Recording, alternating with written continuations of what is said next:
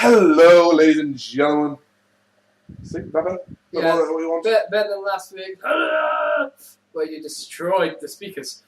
You mean No, don't even think about it. the boss? No, you're in the big seat today, right next to the microphone. That's over there. We don't need you to do the big hello when you It's all the way over there. Yeah, but you're loud. Don't even think about it. How about this instead? Hello, ladies. See? Well? Yes. Hello, everybody. God damn it, geek! We, of course, are the Marks in Total Markout. Yes. We are the patron saint of the socially awkward and the pedantic prick. Mate. The Geek King and the Boss, SteveJones313. This is episode 22 of the weekly wrestling discussion random bullshitty show that we like to have fun called Hashtag Total Markout. Now, it's been a bit of a busy week in the world of professional wrestling. Lots to talk about, lots to get on with, but it's currently hotter than Stacey Keebler's arse in hell. Did I know? Yeah. I thought you might. Although, As I was saying this, that does mean that she's in hell. That's not nice. she's just visiting George Clooney. And boom, Entertainment Weekly having a field day with that one. Indeed. Now, Good thing we're not Entertainment Weekly. exactly. It is hot, so we'll try and get through it with as much enthusiasm as we can. But at the end of the day, TNA can only allow you to afford so much enthusiasm. Yes, we don't know how long either one of us will still be on the payroll because we're currently about a month behind. So how about we kick off by going through the last pay-per-view that we saw, WWE's Money in the Bank. I got money in the bank. Shawty, what you think? Got money in the bank. Now, we obviously started off on the kickoff show Oh, with the Usos versus the Shield, which took up the majority of the pre-show. And I'm going to say right now, if every fucking kickoff match is like this, keep them on. Yeah, so the kickoff show was Jimmy and Jey Uso versus the Shield in the form of Roman Reigns and Seth Rollins. And for some reason, Roman was pissed at his cousins. He's going to tell the Rock on them. And they were looking to gain the WWE Tag Team Championships off the Shield. However, in this endeavour, they were not successful as Shield walked away. Very close. The WWE Tag Team Champions. If it had not been for a slight occasion at the end, the Usos would have had it. But it was very close. Match had huge spots and pumped up that Philadelphia crowd. I almost said Chicago. That was the month before, of course. Pumped up that crowd, no end. Both teams very over in Philadelphia that night. What was enjoyable for me was seeing a fucking awesome tag team match. I'm a huge fan of tag team wrestling, always have been, but in the recent years it's just kind of lost something. Unless it's been TNA, who have had an amazing tag team one over, well, in the last year or so it's fell apart. Which is ironic enough when one of my favourite tag teams in the last year were the TNA tag team champions of the Dirty Heels, Robert Roode and Austin Aries. Oh, sorry, that'd be Robert Roode and the greatest man who ever lived, Austin Aries. Well, after the pre-show, after the match of the pre-show, we get a little bit of conversation with the Big Show, Kofi Kingston. Was it Kofi? Yeah, it was Kofi Kingston and Vicky Carello. Ole Holmes. Who accompanied by Josh Matthews. This pay-per-view. Disappointed. No, it wasn't really. I was very disappointed. However, entrances started for the WWE World Right. Money in the Bank. Now the Shield were already, all three members of the Shield were already out because Dean came out to celebrate with Roman and Seth when they were on top of the announce table, and I believe one of them kicked. One of them kicked JBL's hat. Yeah, so basically, Dean Ambrose was already in the ring. So then we go over to the actual pay-per-view. Okay. Summer Rae comes out with Fandango. Sorry, who was that? Summer Rae came out with Fandango. Oh. Fandango. Oh, he was that bloke who was behind Summer Rae. Yeah. I didn't really see him much. Yeah. He was in the match though. That was an awesome dress she was almost wearing. I have to admit, I'm with the wrestling fans. I do say here, I'm getting quite sick of hearing them refer to Summer Rae as Mrs. Fandango, when there's at no point being acknowledged by anyone other than JBL that they're supposedly in a relationship. Okay. I know, it kind of annoys me. I'm not listening at the time. What you're doing when Summer Rae is on TV is your own fault. And if you keep doing it, you go blind. Who said that? I mean, following Fandango and the introduction of Dean Ambrose on the pay-per-view, I believe it was the Real Americans with Zeb Coulter. Who came out and cut a promo on the way down. Usual shenanigans. We're America, sneaking across our borders. Sneaking across our borders. Followed by Hallelujah. Damien Sandow, Cody Rhodes, the Rhodes Scholars. But Damien Sandow was explaining that the winner would be one of them. And every time Cody Rhodes tried to speak, Damien Sandow would just rip the mic off. And he said that Philadelphia will only be remembered for two names. One of them will be Damien Sandow, and the other will be God Save Our Queen. Boom!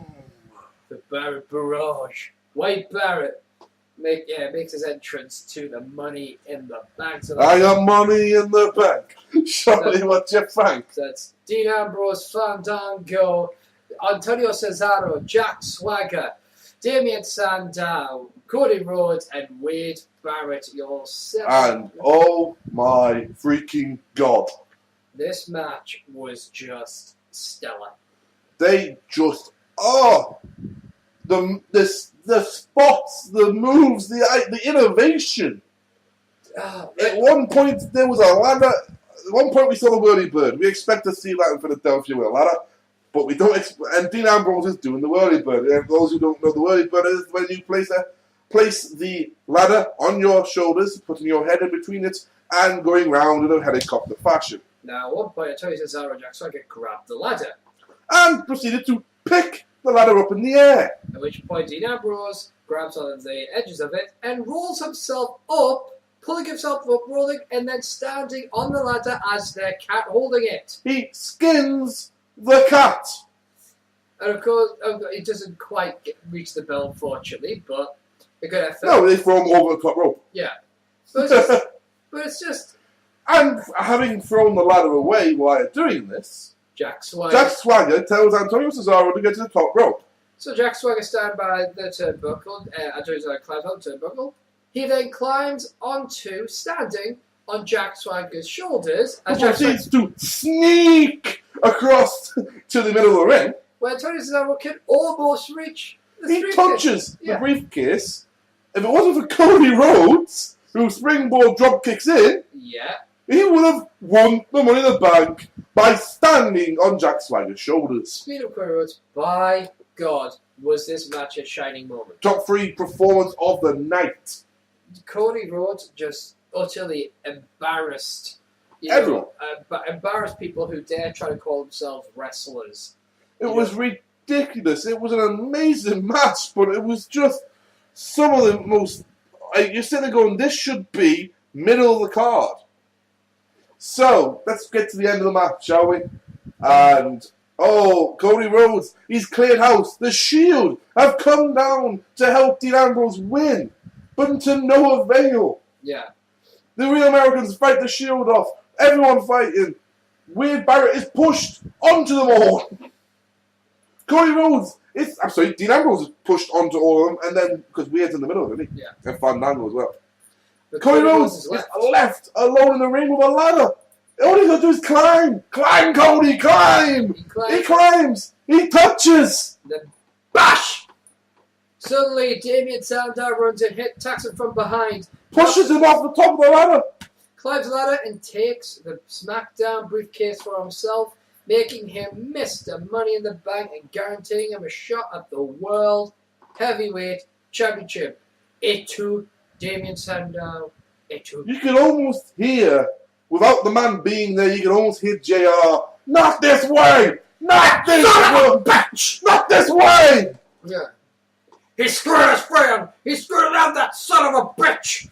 You can hear it. It was amazing. And it was the perfect ending. Mm-hmm. As much as I wanted to see, by the end of the match, I wanted to see Cody Rhodes lift that briefcase up. It was perfect, you know. Why? Rhodes got us split up, but this time it wasn't, we no longer want to be a tag team. No, this time was a definitive end. Mm-hmm. They may return in the future, we don't know. But right now, for the foreseeable future, at least, that's the end of Rhodes Scholars. More on that later. They never have the tag team titles. The team out nodded. Yeah, I know. Anyway. More on that later. Now, we continue the show with Kurt Axel, the perfect Heyman guy. Go one-on-one for the Intercontinental Championship against Came to play The with Miz. the price to pay. Time to get down on your knees and pray. Say goodbye to them good old days. Why do you have a good theme, Miz? Now, suck. You do. Now, the master of the figure four leg lock. Yeah. I'll just drown myself now. He somehow he pretended to get hit behind the referee's back. Yeah. And claimed Paul Heyman did it. Now, I have to agree with the king here. Paul Heyman's never punched anyone in his life. Yeah. And when he did, it looked fucking terrible. So he sends her back, and even fucking Paul Heyman is shouting, Me? Me? This is Philadelphia. Do you know who I am? But the referee tells him to get gone. Now we go through all this only to get to the point where the Miz is somehow in the figure, got him locked in, Curtis Axel into the figure four leg lock, and Curtis reverses it, and at which point, Boss loses his freaking mind because of Michael Cole. Michael Cole, when Curtis Axel reverses figure four, a direct quote, Cole says, "It's the first time I've ever seen anyone reverse the figure of four to their advantage." Now, here's my problem with this. You say it's direct quote, and you both say you checked it. Yeah. You rewound and checked it. We did. I could have sworn I heard that's the first time I've ever seen anyone reverse it on The Miz. No, let's say it's. We went back and checked, and he never mentioned The Miz's name. He just said that's the first time I've seen. So I don't know whether it was just me going. That's obviously what he meant to say, and my brain hearing that. But here's the thing: it could be. Sometimes we hear what they meant to say, and that's fine. Like there's oftentimes that we'll. Fuck up when we're doing shout out market, but we know what we always fuck up doing. But we know what the other person meant, so we just go with it. So I don't know if that was just my brain fucking me up or not. However, needless to say, I believe did he debut another fucking finisher? He used the almost neck breaker driver. It was a slightly different version of the McLickety. Rather than using it as a full neck breaker, he gets him into a 3/4. He gets into the cutter grip, brings him up over front into the neck breaker grip, and drives him head first. I would dare call it a snap McGillicuddy. It's kind of like because he drives him head first. It's kind of like it's more sun. Yeah, think of it as a snapmare driver. Yeah, very similar to that. Which of course Heath Slater used to use. Now. That's the end of that match. Whatever. Yeah. That was a match that, in my opinion, should have been a kick-off match because the Usos and the Shield were must be sitting there going, "We got bumped for this." Well, it was because it was a good match for Curtis Axel because it progressed him so much and it progressed the Intercontinental Championship into being a pay-per-view worthy match. But in my opinion, it was the worst match of the card, and that includes the match that I'm about to talk about now. But at the end of the day, though, it was a good way to kick off the show. To get the people rattled up. Yeah. Ryback versus Chris Jericho. Ryback won with a shell shock after Jericho worked on the leg. Next. No. Yeah. No, he won with a roll-up. When did he use a shell shock then? He didn't use that he didn't get the shell shock until Raw. I must be talking about SmackDown. Yeah. Did he use? Yeah, Miz worked his leg and then he hit the shell shock on one leg. Yeah. Sorry. On Money in the Bank, he won with a roll-up because Adam went off into a rant. He was like, "Really, a roll-up? It's a bad fucking roll-up as well." Yeah, a guy that big, and it's like, well, yeah, it is a bad roll-up. It is. I don't mind the roll-up. It's the fact that he tried a roll-up. What is that? I'm like, I don't know, Adam, but you don't talk to Adam about wrestling moves because He watches wrestling move, and then 5 minutes ago, that's how you do it. And then we fucking go, ow! Honestly, the Ryback Jericho match, I wasn't invested in it at all. Didn't care. Decent enough match. I mean, what can you expect from Ryback? But honestly, there's not a lot you can really expect from Ryback at this stage. He's not a wrestler. He's a powerhouse, and as such, you've got to work with that. Yep. I think up next was the Divas Championship. Yes. Where it was AJ Lee defending her championship against Caitlyn with Big E in AJ's corner. Mm-hmm. This match was a good match. A lot of viciousness from Caitlyn. A lot of heel ability from AJ Lee. And I thought fucking Caitlyn had it. Yeah. She wasn't fucking around this time, though. Fucking chick buster, gut buster within the first fucking, minute? Yeah, the first minute. So she picked up, bang, gut buster, and you sent me a message. Yeah. Finished her already? It was her opening move. Yeah. I actually thought they were going with a Sheamus. And it was just an unbelievable, it was a really good Divas match, and once again, it had a story that progressed. Yeah. Now, I will point out that match ended when AJ was able to get Caitlyn into the Black Widow. Oh dear God, did she ever get her in that fucking move? Mm-hmm. I believe up next was probably... I believe the next match was the World Heavyweight title match. Yes, with... Or at least that's how we're doing it anyway. Alberto Del Rio. Yeah, that prick. And Dolph Ziggler. Dolph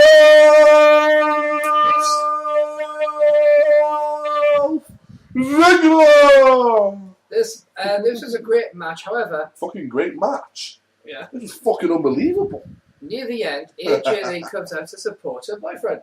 Dolph goes, I'm fine, I got this. Here's the thing. Yeah. He's in control. Yeah. And she comes out in full entrance mode. Doesn't just walk out as if to go, I'm going to support my boyfriend. This is, oh, look at me, I still have my title. Yeah. It was very selfish. It was. But you would think, this is, Alberto is going to try use to his advantage. He tried. Dolph Ziggler goes, nope. Looks like Dolph Ziggler's going to win. However, Alberto Del Rio gets a decent shot on Dolph Ziggler. Lowers the knee, breaks down. Yeah. So, by the way, he looked like if you're going to twat someone in the head with your knee, totally get rid of the knee. But Cody Rhodes, big thing about Cody Rhodes when he was started out in his heel, he's like, he doesn't wear knee pads. Throwback. But he takes his knee pad off to do on your knee super kick. I know. Apparently, it's the idea that he lowers the knee brace, so when he whips her up, he gets a brace to the head as well. That is precisely the same reason as when I go to Clothesline Geek, I remove my t-shirt. It just adds a bit more. Yeah. But it's all for the look of it. But he gets a shot on Dolph Ziggler. This pisses AJ off. Off. Same move, and then he killed it. Then he killed him last week. That's more of a payback. Sorry. So AJ slides into the ring and twats Alberto in the face with the Divas Championship, causing the disqualification. Fucking barely. I know AJ's $1.90. Yeah, if that. £98, I think. Right. Not $1.90. You're talking about weight, right? Yeah. Yeah. I know I said buck, but calm down. No, I just said she's probably worth more than that. No, she was 98, right? No. So they always said she was like 90 to 98 when Big Show ran a road. Plus the title was probably like, 120. Well, Trish was probably 130 pounds when you take everything. We'll check it up now. We've fucking got the internet in front of us. We're sitting here working out. This is what we... I imagine she's going to be slightly over 100 pounds. But I'd probably say 101. Slightly over 101. That's I've fucking slightly. I've got a relation to my last, because my last is 99. Rather 99 to 100. Anywhere between 90 and 100 is the last, so I would say she's probably about 101. 52k, £115. 115? Yeah. But that might be including the belt. Probably. She's 5'2" and she stands on the belt. Don't get me wrong, I'm in love with AJ Lee, but... Yeah. And I sent a message to Funk and Boss, because once again we weren't watching it live together, but we were watching it together. That said, oh my God, this is the first time I've ever been pissed off at AJ. Yeah. Not even when she fucked up with Kane, or when she fucked up with anyone, Daniel Bryan, or when she fucked up with Punk, and when she kissed Cena. Yeah. But this is the The moment she messes with Dolph, Fuck off. Trying to scroll through my Facebook and bring to a picture of a very fat bastard. Stop it. I have an iPad. and it's a disqualification. Alberto Del Rio retains the championship and wins the match. Yeah. After the match, bit of a competition between Dolph and AJ. Ew. Lovely. Dolph said I could have did it. I didn't need you. What you were doing this, and she's fucking crying and going, "I'm sorry." Yeah. But And she's he an just idiot. Yeah. and he just walks away. What does he do? Says no and walks away. Following contest was scheduled for 1-4 was the WWE Championship, and nobody saw this coming. It was a mediocre match. It was a decision we all saw coming. And it was the worst STF since the last time he tried to one on. John Cena beat Mark Henry, the STF, by lying on his back. Anything to add, boss? Anything at all, boss? Just any views or points of view or maybe a suggestion? how about if you're gonna do an STF, Cena? How about you make it look like a submission maneuver, and not like you're trying to hug him? You know, it's like you can't look at him going, "Are you? I'll here, have a hug. I'll comfort you." And quite frankly, you could have fit the entire fucking US Coast Guard in between the fucking gap between your arms and his face. Yeah. There was nothing there. You did nothing. Yep. Stop doing moves you cannot do. But let's not bitch about Cena again for another fucking week. It's been 2 years of it. It's been a year and a half of this shit, dude. How do you do an ankle lock? Yeah, it's a year and a half of this shit. Right, we've been bitching about it for long enough. I'm no longer going to give him any of my fucking effort until I decide it's necessary. More on that later. We should probably just go back to the simple geek answer. And Cena won. And, ladies and gentlemen, your main event of the evening was the WWE Championship Money in the Bank match. AKA the Raw Money in the Bank. AKA the red one. AKA the All-Star Money in the Bank match. There it is. I gotta keep going, man. But it starred Randy Orton, the Apex Predator. Hey! It starred the American... Well, not the American Dragon. Sure, He was the American Dragon. Yeah. I'm trying to think what he's called. Man. Yes, man. The bearded goat. I don't see that sounds derogatory. He is the owner of the most magnificent beard. He is the GOAT of professional wrestling, the greatest of all time. But Daniel Bryan. Yes! It's also... Yes! Yes! It's yes! Captain Charisma Christian. Go! Loading my triple side. If you close your eyes, you'll see. It stars Mr. Monday Night, Mr. Thursday Night, Mr. Any night of the week you happen to have your weekly show, depending on what company you work for. Rob Van Dam! One of a kind! Of course, the best in the world. And your reigning defending WWE champion for 434 days. CM Punk. Best of the world! I'm just waiting to see if Funk turns up again. It worked yesterday. You probably burst through there going, you call. Obviously, Kane wasn't there. No, Kane wasn't there, and we were sitting there going, well, who's it going to be? And then the bell rang. Yeah. So it was just for 5 Just minutes. a 5, yeah. Now, this match... Sheamus. 6. Sheamus. Celtic Warrior. Couldn't say it. Really? We shouldn't have forgot about Sheamus. He took some pretty... Sheamus died 3 times. He took some pretty heavy shots. Sheamus died for our sins like 3 times. Yeah. But, good match. Oh, dear God, did RBG not lose a step? Yeah. This was the best RVD I've seen in freaking years. RVD was a bit harsh to Sheamus. Yeah, he kicked the ladder away at one point when Sheamus was at the top, and well, Sheamus kind of just fell on top of the ladder in order not to kill RVD. Basically, RVD, when he kicked him, he caused the ladder to lie on its side, so it's still set up in the V, but it's lying down. So when Sheamus fell, his back landed on one of the sides of it. Yeah. Now, this measure back for so ultimately, here's how it wraps up. You got CM Punk. Yeah. You got CM Punk and you got Daniel Bryan.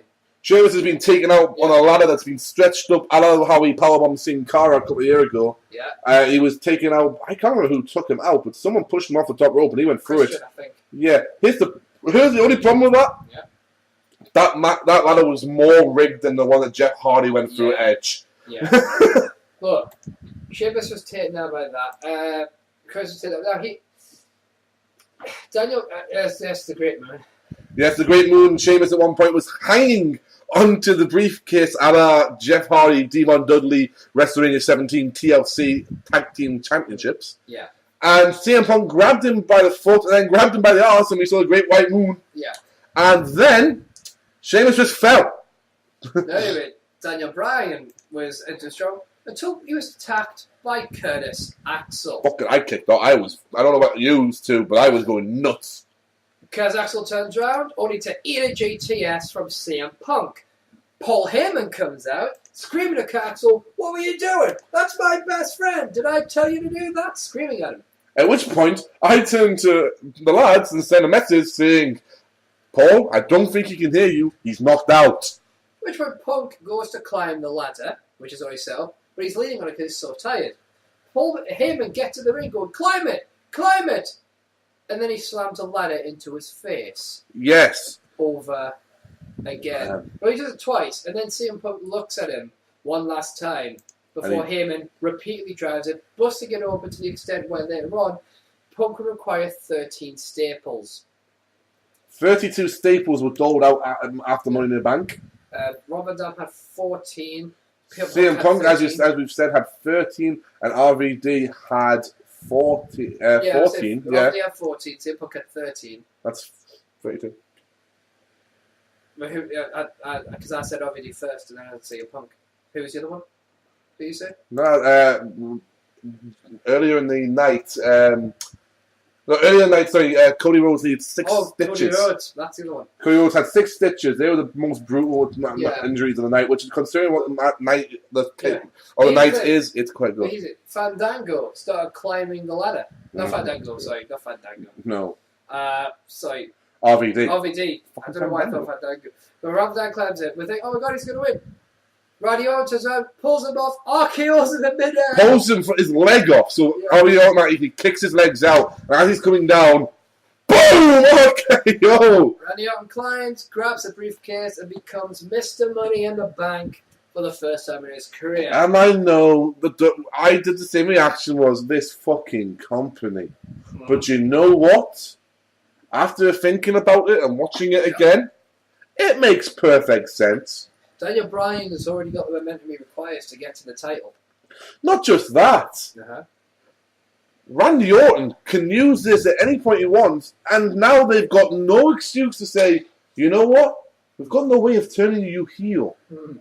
Yes, they freaking do now. Yeah. So maybe you'll shut up whinging, and we can get on with our lives. Yeah. And that was lives, not wives. That's Money in the Bank. So, what happened on Raw? Oh, what happened on fucking Raw? Maddox introduced us to the first ever Monday Night Raw from the BK, Brooklyn, New York. The 5 boroughs. That's just your fucking legs. Yeah, it's fine. Where he proceeded to, he gave himself a little bit of a drum roll. He did. And he proceeded to give us he's proceeded. You know, I keep saying proceeded because I'm trying to work out what he really did before Cena interrupted. Nothing. Cena interrupted him. He was talking about how Vicky was great, but he was better. Yeah.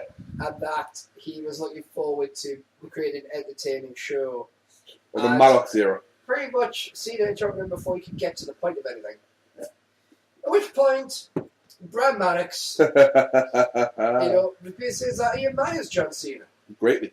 And all that chat. He remembers watching him when he was a teenager in high school. Yeah.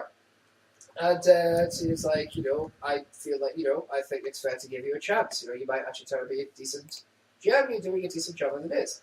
Brad Maddox said to Claire that John Cena will have the exclusive right to name his SummerSlam opponent for his WWE Championship. Something that apparently has never happened before. Because The Undertaker never got to pick who he was going to defend his WWE Championship against when he decided to defend against Spanky. To prove that he gives opportunities, not because he was being a bit of a scaredy cat at the time. Hey. I'm saying he did it to prove that if you want a chance. It was just not that he was a coward that wanted to defend his title against bigger people. At all. Undertaker would never do that. Okay, I've just accidentally read something I wish I never had. What? I've got some of the Brad Maddox thing because they're on about his age. Yeah. Right? And they're all implied that he's 23-year-old. Yeah. Brad Maddox is 29-year-old. Oh. May 4th, same day as The Rock. Right. Right? But what I was reading here is after he was defeated, this is from OVW section of his career, he renamed himself Brent Beef Wellington and changed his gimmick to that of a necrophiliac. Well, could have done without doing that. Yeah, well, one suffers, we all suffer. But, nevertheless. And CM Punk last year, whoever, if you remember, just last year was offered that chance to choose his own opponent, he chose John Cena. Yeah. Of course, the choices were brought down a bit by McMahon, but originally he was given full range. Wasn't it a case of he could have made the choice, but then it came down to CM Punk and Ryback? He could have made the choice, but then Vince said, right, this next week I'm going to make the choice for you. It's either going to be Ryback or it's going to be John Cena. Yeah. And then John Cena was saying it should be Ryback. Because he was injured. Yeah. Randy Orton then interrupts John Cena and says, I'm not going to make the same mistake you made. Yeah. Blah, blah, blah, blah, blah. And, John Cena may not even be champion by SummerSlam. The thing is, Randy Orton's important line, the one thing he did say was, the thing you see, when it comes to me cashing in my money in the bank, you'll never see it coming. Well, I also like the fact that he turned around and said, I don't waste opportunities when they're given to me. Yeah. No, you just waste other people's. But then he was interrupted by Fandango, who came to a huge pop. Well, it's Brooklyn. Yeah, the thing is, they immediately launched into his theme. Yeah, they were Fandangoing. Fandango gets to the ring and he says, Randy, the truth is that you won't be cashing in your money in the bank on John Cena. You'll be cashing it in on me. You missed the most vital part, though. What's that? Randy Orton turned around and goes, I wasn't finished talking. And Fandango turns around and goes, shh. And Summer Rae is also bouncing around the ring the whole time. Now, he teaches... Fandango then teaches John Cena how to say his name so that he knows how to say it later on the night when he chooses his opponent. Yeah. And then Randy Orton jumps in. Brad Maddox does what every other GM does. Yeah. You're doing a fight right now. Give me a referee out here now. Yeah. I was happy with that. It was fine. Them two then put on a fucking hell of a match. Yeah. Fandango versus Randy Orton was a hell of a match. Which finished up with an RKO to Fandango. Now, Mark Henry appears. Yes. To a little bit of a funny crowd, because it is Brooklyn Yeah. after all. It's New York and in the heat of New York. Yeah. So, Mark Henry does a good job with the crowd. yep, Mark Henry's getting told you tapped out, and Mark Henry turns around and goes, you're damn right I did, and he'll tap all of you out as well. Now he says he makes no excuses, he lost the match, but since John Cena gets to pick his opponent, he wants his rematch. Yes. He wants a fight against John Cena. Sierra Hotel, Indigo Echo, Lima, Delta, Shield. Do.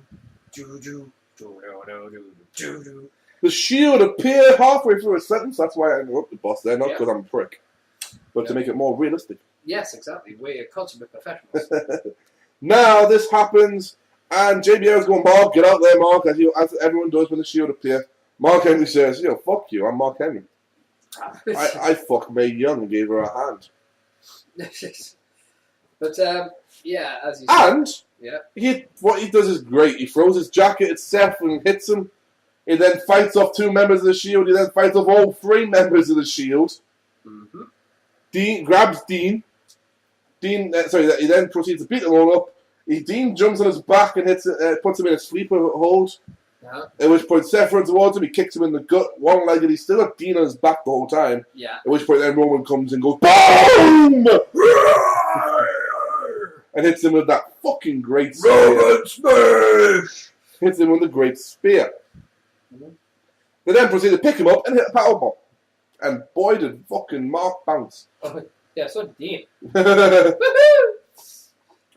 Yes, because Dean was still on his back when he got hit with a spear. One thing that Brad did set up before John Cena interrupted him was the rematch from Money in the Bank.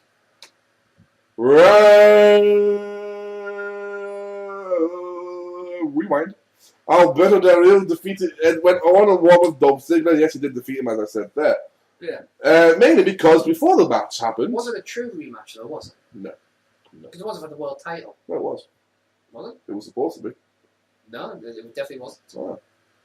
I'm sure I heard it. I'm sure I thought it was in tensions. Fuck it. They didn't bring up the graphic either. They didn't have sound for half the fucking shows.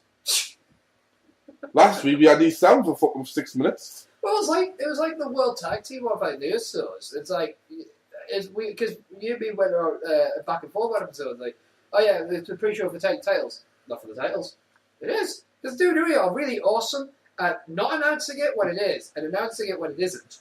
Yeah, it's a rematch. It's not a rematch if it's not for the title. They're just fighting again. Well, needless to say, we got through it, Yeah. but before the match happened, Yes. it was official. Yeah, it was. Ziggler is over. Yes. Ziggler is no more. When Dolph Ziggler says he's never stopped talking to AJ, and she proceeds to jump and go, "That's what I wanted to hear, baby." And he goes, "No, you don't get me. I'm over. It's it. Yeah. I'm over this. I need to move on from you. It's done." And walks away, and we're left to the assumption, as is AJ, that it's over. The relationship is over. Yeah. Now, This can only end well. yeah, well, it can only end well for fucking Dolph Ziggler. I've seen, unless you, let me see, CM Punk, oh no, that didn't end well. Yeah. Kane, no. John Cena, No. Daniel Bryan, No. Well, actually, Primo? no, hang on.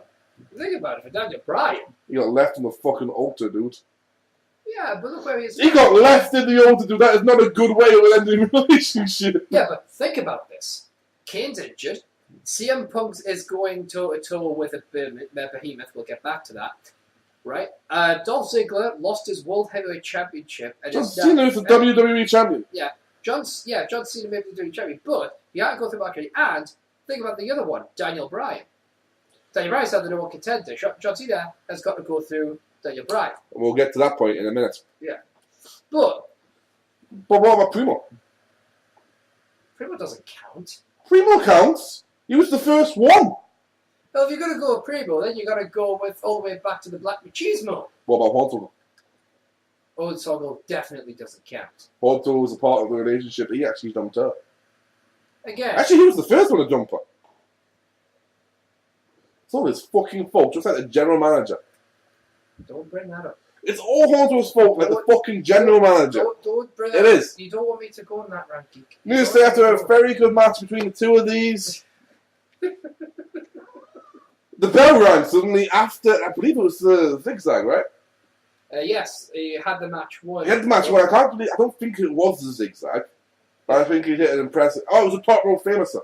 Yeah. He locked the leg in from the top rope, which was very impressive how he did. I've never seen that before. Like actually locking the leg in and then charging off the top rope while the opponent's still on the floor. Then he went for the pin, and as he's about to go for the pin, the bell rings. Yeah. Referee didn't call for it. Nobody knows what happens, and then AJ appears with that look in her eye. Yeah. That sexy look in her eye. Sorry. I just got to keep the show rolling. And this gives enough time for Dolph, who's on his knees, to proceed to get kicked in the head from behind by Alberto Del Rio. He gets the 1, 2, 3. And the match. I thought at the time retained this belt, so I'm going to say he retained his belt. Boss would just say, as the boss said, won the match. In either case, That's right. Look, I'm sure I heard JBL say he just retained his championship. Congratulations. I'll tell you what, I'll check it up while you tell the good fuck. And, yeah. Because the important fact is, AJ screwed over Dolph Ziggler and under the good way. Yeah, actually the important fact was what happened next. AJ gets in the ring, slaps the fuck out of Dolph, continues to. When Dolph finally stands up and is like walking towards him and saying, "What are you doing?" All of a sudden you see Dolph looks behind him and BOOM! The E-Train hits! And Big E takes out his former friend. The bromance was there as well. You could have made Big E a face by having him team with Dolph. Instead, Big E reminds us why he was brought into the WWE in the first place. He was AJ Lee's friend who didn't like it when people called her crazy. That was the reason that AJ brought him up with. So why would he turn on AJ? Just to quickly point out, Dolph Ziggler may come to rue the day he got AJ only did the DB Steve as champion, costing a rematch, albeit a non-title one, against World Heavyweight Champion Del. Moments after Dolph turned on her, but the Black Widow and Biggie Langston left the show-off's body as broken as her heart. Yes, because after the big, as if the E-Train wasn't enough. Yes. The big ending followed, which is a beautiful move anyway. Simplicity in itself. You bring someone up onto your shoulder and you drive them face first. Yes. You know, it's simplistic, but it's a beautiful move. And here's the best thing. Dolph Ziggler already sold like a champ after the E-Train. Well, up next, you're going to got a decent match. You got R-Truth coming out next. What's up? R-Truth in the ring, and then we're here. Dum, dum, dum, dum. Dum, dum, dum. White family's back. Damn it, people, I love this guy! Bray Wyatt has reinvented himself, and it is beautiful. The Wyatt family come out and attack R-Truth from out the ring, and Bray is on the mic. What do you say, geek?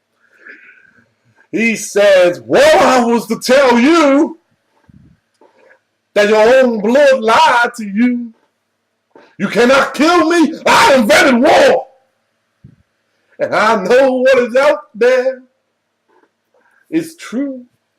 What is scarier to you? The wolf, the sheep, leading the army of wolves. Or the army of sheep led by the wolf." At this point, the commentary team don't know what the fuck he said, and quite frankly, neither do I. Over that, I think he's implying that humans led by a monster is more dangerous than monster led by humans, which is kind of really cool. Especially you think about the theories. Yeah, it's a really cool idea, and the theory we will get into briefly in a minute. The important line, which, you know, Yeah, I read in Bray Wyatt bar. You know, he addresses a particular somebody with one line. He does, following the fact of R-Truth getting back on the ramp, on the ring, with a chair in hand. Yeah. He says, "I want you," because the Wyatt family automatically protect Bray by standing in front of him. Oh, yes. He goes, "I want you, Bray, I want you, I want you." And he tells him to leave the ring. Yeah. He sends the family out the ring. Sends the family out the ring and says, "Come on, then. Come on." He says, "What do you want? I'm here! What are you waiting for?" At that point, the Wyatt family jump. Yeah. Well, that's because he wasn't doing anything. The Wyatt family distract him, and Bray rushes into like a avalanche stinger splash charge. Beats the shit They out of him. beat the living daylights out of Truth. They pick him up, and he hits and I want to get this name right. I always get it wrong, so I'm going to take a quick second. I should have it already, but I did briefly. Look at that. You put Bray into Google, the first thing it suggests is Bray Wyatt. Wow, look at Bray. Look at him there. Bray Wyatt. Lead the way. So it'll be interesting. Yep, it's already here. Yep, the sister Abigail. Wow. Yeah, right. I'll look at that one. The sister Abigail, the swing reverse STO he uses after giving a kiss to the head. That's ironic. Yeah. Not to get smarky, Yeah. but at one point, Bray Wyatt was known as Axel Mulligan. Just like the fact he was known as Axel. But the Eater of Worlds hit Sister Abigail after kissing R-Truth on the top of her head and looking almost orgasmic while doing it afterwards. And kneels over him and says, "You are not the monster we are looking for. Kane, Father Buzzards." And that is all we see. Oh dear God. I'm in love with this man. He's a fucking amazing gimmick. You know what I mean? Yes. It's just an amazing concept. Next up, not such an amazing concept, the Real Americans Yeah. came out and they chased, and Zeb Cole said, all those Americans sneaking across the borders or some bullshit, and said maybe they should change the name of Brooklyn from the melting pot to the porta potty. Yeah. Clever. That's the first time I was unimpressed by a Zeb Coulter comment. Yeah. Now in the fun interactive part of Monday Night Raw, Yes. you had the Real Americans, Who would get going to face off against either Tons of Funk, the Usos, or primetime players. Primetime Players. And primetime players didn't win. No, but the Usos did. They did. And once again, went out there and had an excellent match. They did. And they stuck it, I think it was a roll-up, wasn't it? I can't remember. I believe the finish was a roll-up. I just remember Tony Cesaro being very impressive once again. Yeah, Antonio's proving what he can do. Next up, we had Christian versus Damien Sandow. In a decent enough match, but but I believe Christian won. He did. With a DQ or something. No, it can't be DQ. It must have been a quick finish. But yeah, he won with a quick finish because I remember Damien Sandow getting on the mic and going, "But still, your intellectual savior of Money in the Bank, Damien Sandow." At which point Cody Rhodes beat the living daylights out of him. Came out of nowhere and jumped him. It was a roll-up. Came out of nowhere and jumped him. Yeah. What was fun about this was the fact that this was Cody cementing himself as a face. Absolutely. This is going to be a hell of a feud. Yeah. It won't. I hope it doesn't end at SummerSlam.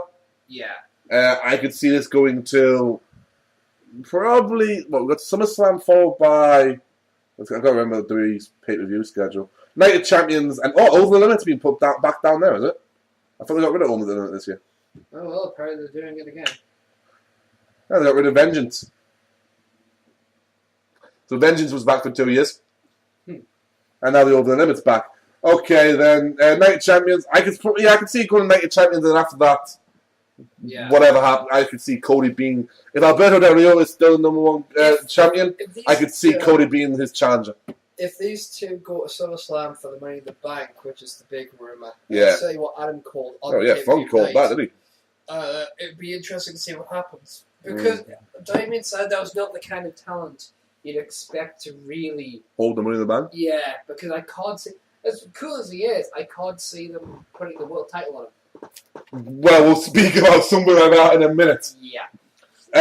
Right now, let's continue. Brie and Naomi. Bella and Naomi. Naomi, and this was obviously just to hype up Total Divas, but what more importantly for me it did, it hyped the fuck out of me wanting to watch more of Naomi wrestle. Yeah, Naomi obviously picks up the win with the splash. Me personally, and that's my thing is, I've got a temporary phone, and I keep forgetting that I have this temporary phone, so I keep forgetting to turn it off. It's alright, my phone's not turned off. So, just don't do it on my phone. it was a decent enough match, though. You know, I didn't really pay attention at that point. Naomi proved what she can do. No, here's the thing: Naomi, talented, absolutely interesting to me. No. I think that's the problem with the Funk McDactyls in general. It was like Lance Storm when I first saw him. Interesting? No. Talented? Yes. Well, that's the problem. They need to find a way of making them interesting. Here's the thing. Before the break, also after the break even, sorry. After the match, after the break, we had backstage Yes. Brad Maddox on the phone to his mother. Yeah. Saying that he would pick up some stuff. Of course, I'm doing a good night my first night. At which point... Triple H. Jericho. Oh, Jericho. At which point Jericho sits there and goes, well, You you're got this, 30. man. You got this. Yeah, I got this. I'm going to pop out the studio for a second. You forgot, didn't you? I need to hang Yeah, you stuff. forgot that, didn't you? No, I didn't forget. I was just waiting. At which point Jericho's talking about how you're having fun, going to do a good job. He goes, "Well, what you gonna do?" So he goes, "You want to impress the WWE universe? You want to impress the WWE champion? You want to be champion? Maybe you want John Cena to pick you." I'm thinking, how about Chris Jericho face a former WWE champion? Maybe someone like RVD. At which point Jericho makes a big thing about how it could be RVD versus Y2J right here tonight in Brooklyn on Monday Night Raw. So that sets up our main event. I apologize if that's too loud in your ear because Boss says I am too close to the microphone. It's because your voice is loud. It's glorious as Jack's beard. Jack! Your volume is the equivalent to Jack's beard. Jack! But yes. So that set up our main event. Rob Van Dam. He says, "Hey kid, you might just do good here." And he plays with his tie. Yeah. Next up, Rob Van CM Oh, shit, aye. Punk appears in the ring. And he says quite simply, "I'm sick of waiting. I know Brock Lesnar's in the building. I know Paul Heyman's in the building. So come on out." Paul Heyman comes out, and he basically says a lot of stuff which, on the face of it, when you go through everything he said, I disagree with a lot of it. If you go to the gist, if you get to the gist of it, there's a lot to be agreed with, which is it's amazing. What I love in a heel, when you can't necessarily disagree. Basically, the Heyman's point of, look, friend, brother, it's like we were the WWE champion for 433 days, right? I plucked you out of obscurity. We nearly broke the Undertaker's WrestleMania streak. Basically, he was saying that CM Punk wouldn't be the champion that he was without Paul Heyman. Of course, the first thing a lot of people would say is, well, hang on. You didn't turn up until later on. Yeah, of course, Paul Heyman would turn and say, yeah, but if CM Punk would have never gotten the belt if it wasn't for me in the first place, bringing an end to it. So I get what he means. Now, essentially what this was, and what came down to, Heyman said it in a sentence. Mm-hmm. I did what I did last night, so that when the Annals of History wrote, it will say, Paul Heyman broke up with CM Punk. And I love that terminology. Well, because then he broke up. Yeah, and the thing is, he followed up with CM Punk didn't dump Paul Heyman. Paul Heyman dumped CM Punk. Love that terminology because it makes it personal. Yeah. And I didn't drop you as a client. And Punk, you made me swear on my children's that you made me swear on my children I was lying. Let me ask you something now. Am I lying now? Which led to CM Punk. Well, he said ultimately, he goes, I did this for my children. Yeah. My children goes, why doesn't Punk listen to you like Brock? Yeah. Why doesn't Punk do what you tell him to, like Brock Lesnar?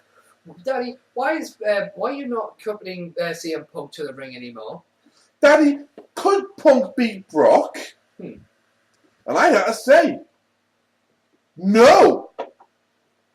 Now, what was lovely is that this unleashed CM Punk, and what he arguably does, the one thing he arguably does better than wrestle is talk a match up that hasn't been signed yet. It's quite frankly, it's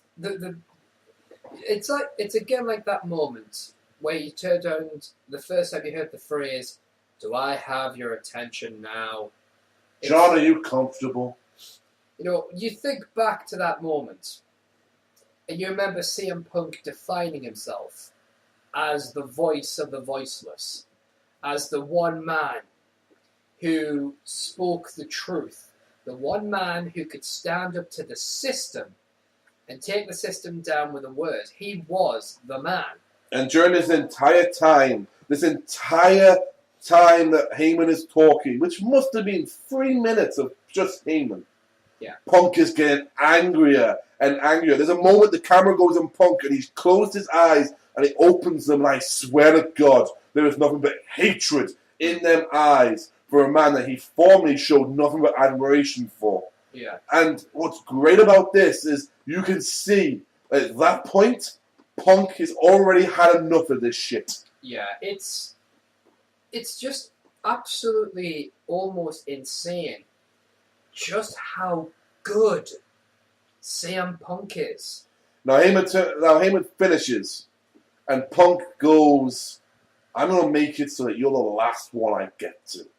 Everyone you put in front of me, anyone who stands in the way of me and opens their eyes, anyone who gets into between me and you, I'm going to put them down."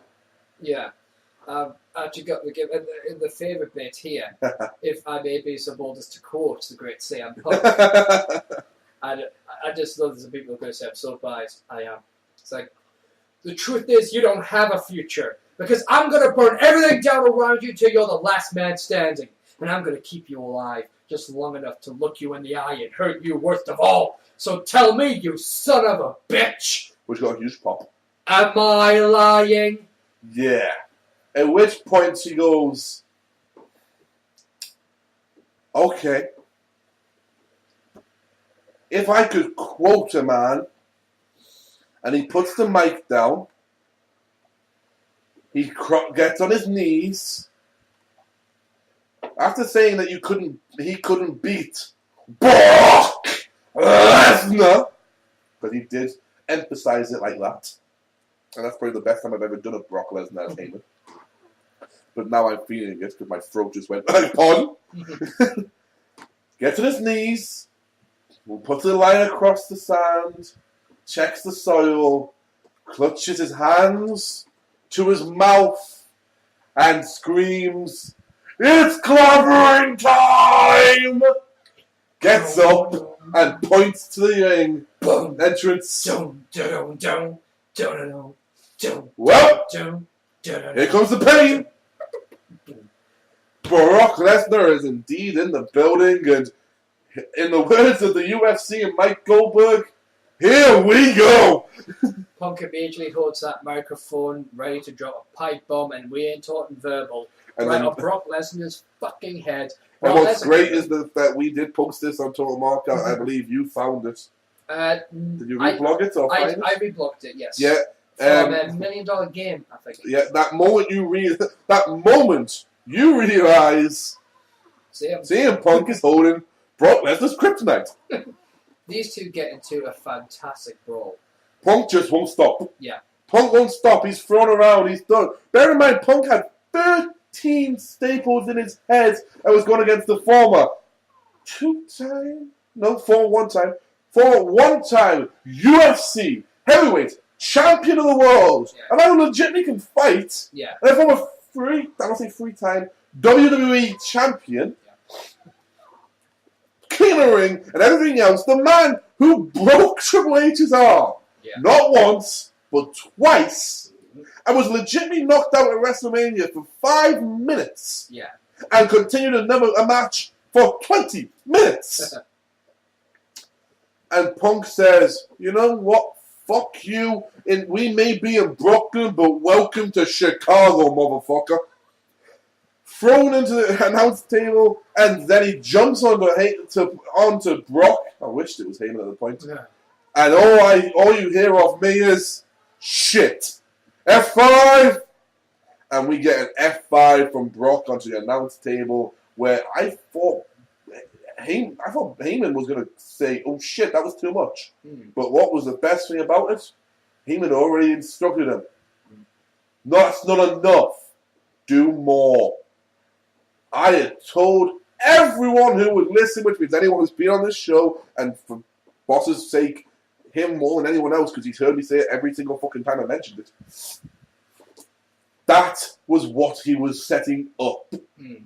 Every time Brock would attack someone about Heyman's notice or Heyman's want, what would he say? That's enough! No, that's enough! Why? Because that proved a little thing that was said before in the promo. Brock listened to Paul. So when Brock was told, do more, that's not enough, didn't that seem a bit cruel? Yeah. So that's what's set up. And the thing about Paul Heyman and Brock Lesnar is Brock Lesnar, just as much as Paul Heyman, they figured out the equation. Yep. Brock and Heyman have gone, you know what? You're the brains, I'm the brawn. I know how to fight in the ring, but you know how to get everything else done. Yeah, and what's great about this is that's how it is in real life as well, because he did his UFC contract. Yeah. So Brock Lesnar knows how tough he is, but he knows he's smart enough to know. Sometimes the smartest thing you can do is rely on someone smarter than you. Yes. You know, wisdom is knowing that you don't know enough. Now, here's the great thing about all this. Yeah. This is balanced out to a match. Yeah. And personally, I want to see it. I want to see the best in the world versus the beast incarnated. Yeah. Or as I've been saying all week long, the Wine Funk Club. Because don't get me wrong, I'll be straight Punk fan. Yeah. But don't get me wrong, it's fun to wind up Funk. He is CM Punk's biggest fan that I know. You know, to the point where it is Chicago all the way for him. Yeah. Which is probably why, you know, if I ever got him to sit down and play some fucking sport games, he'd probably beat the Chicago Blackhawks, the Cubs, the Bears. I don't know why I said Cubs, the Bulls. We don't play. How the fuck would I play baseball? Dude, I don't know anything about sports, so I know exactly what you mean. Irony, yeah? You know? Well, no. Cubs is a Chicago team. It's just a baseball team. I don't play baseball. But the or the White Sox. But the point is, ultimately... It's fun to wind them up. But I want to see this match. You've got this... That promo alone set me up. And that's what you need from a show. But having had all that happen, still... It's just... Having all that happen, you still have the question of, you know, John Cena... Not even that, though. How do you follow this? You don't. You do. What do you mean you do? Break the walls down! You're telling me that Y2J and Rob Van Dam could possibly top that? Not top. Watch it. Yeah. Follow. Follow the match. Watches. How did they do that? RVD and the return of Mr. Monday Night. Rob Van Dam. Only Rob Van Dam could go and have a great pay-per-view match, get 14 staples in his head, and then have a better match. And hell of a match the next night. Hell of a match between Y2J and RVD for the main event. Go check it out. Well, first, if you want a guy to look good, you put him with someone that he knows. Jericho. Oh, them two have some classic matches, so those two can make each other look damn good. Now, following this, we had the John Cena chooses all night long. We heard wrestlers say choose me. Yeah. Miz tweeted him saying have a rematch of WrestleMania 27. Everyone went, oh good God no. And that was oh dear God no, but that was how we said it. Yeah. Like, oh God. And Great Khali said choose me. I think he said that. And then I think Cena said, okay, big guy, we'll see. But in Punjab, I don't actually know if that's what he said, but I assume that's what he said. We don't even know if it was Punjab. I would assume it will be. It won't be Hindi because Khali speaks Punjabi. I'm talking about the fact that if it was actually real. No, it was.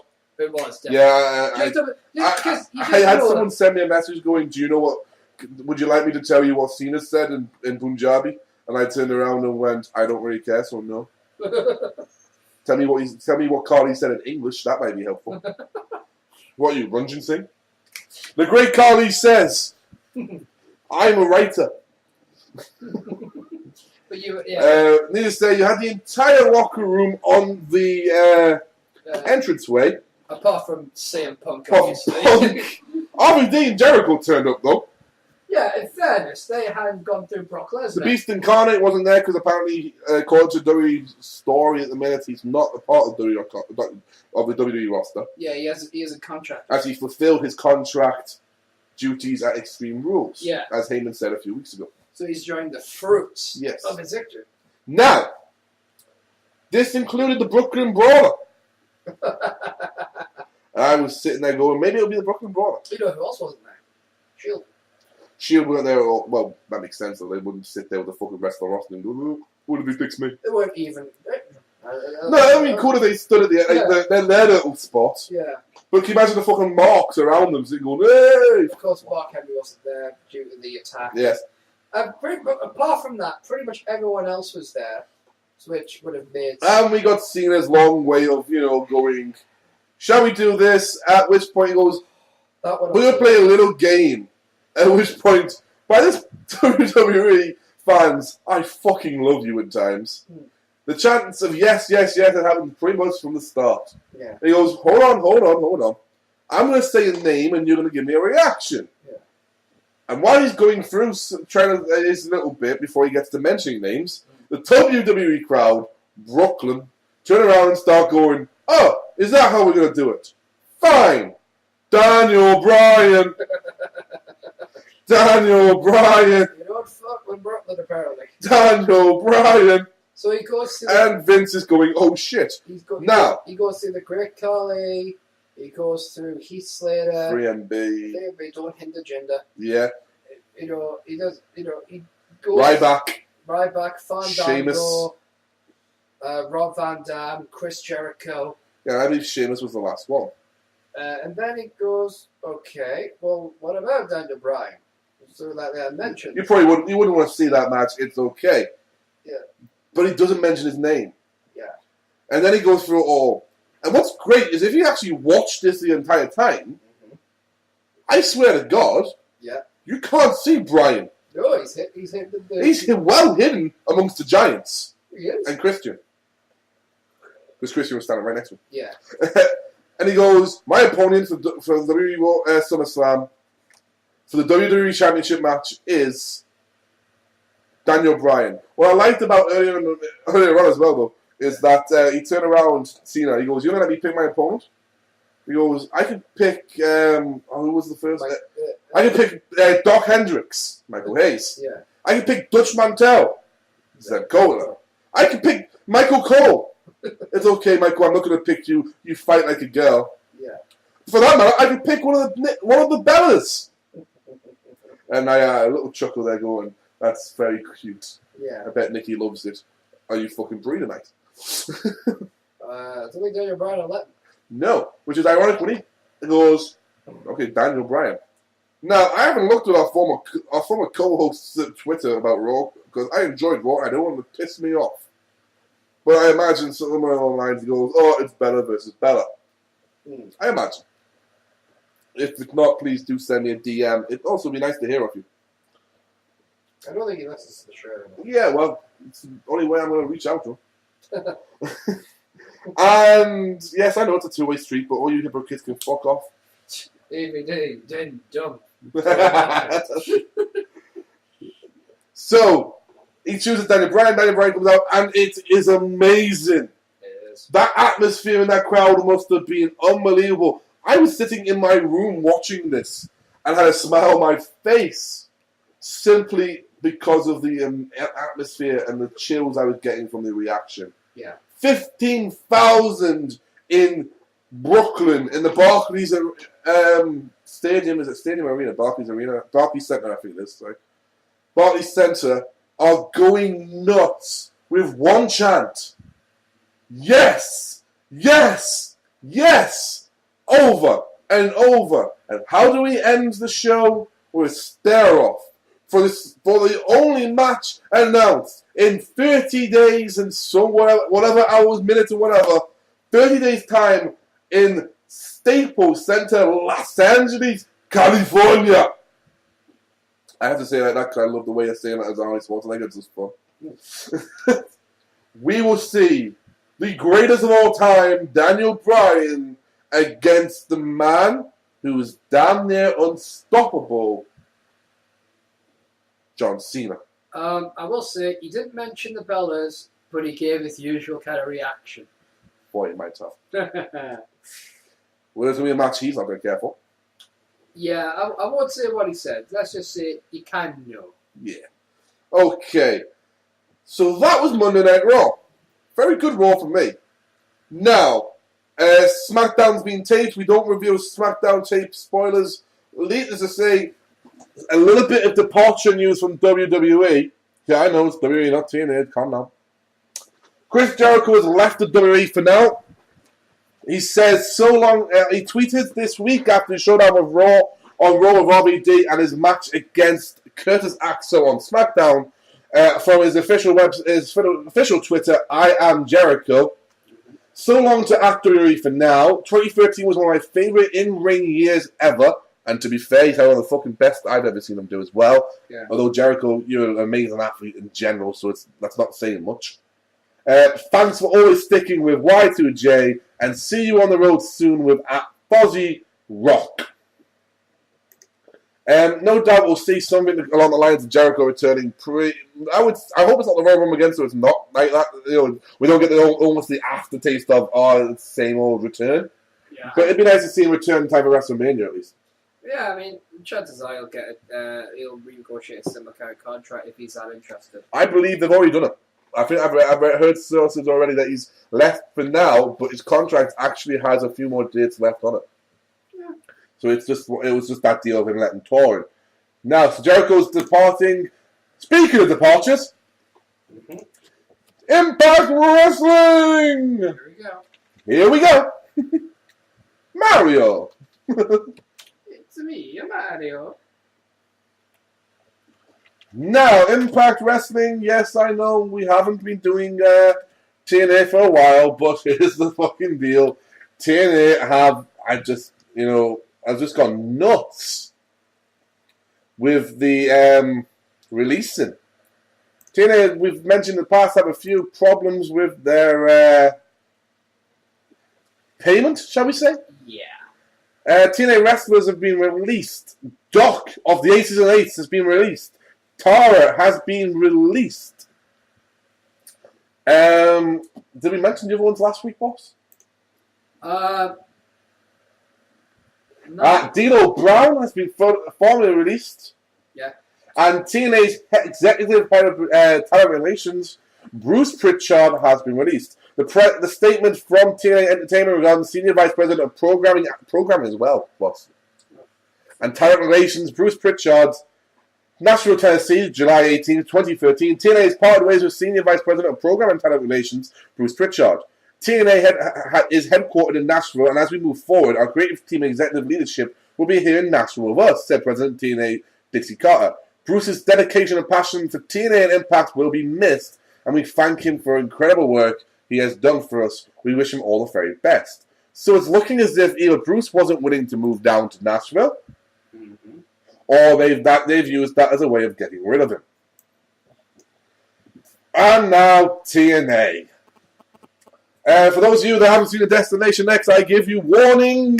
Spoilers are contained within the next 5 minutes. 5 minutes. Should we say 5 minutes? Because there's a bit of a discussion to talk about. Boss. Well, what will happen is we are going to talk a couple of things. So what we'll do is, if we're talking TNA and NXT.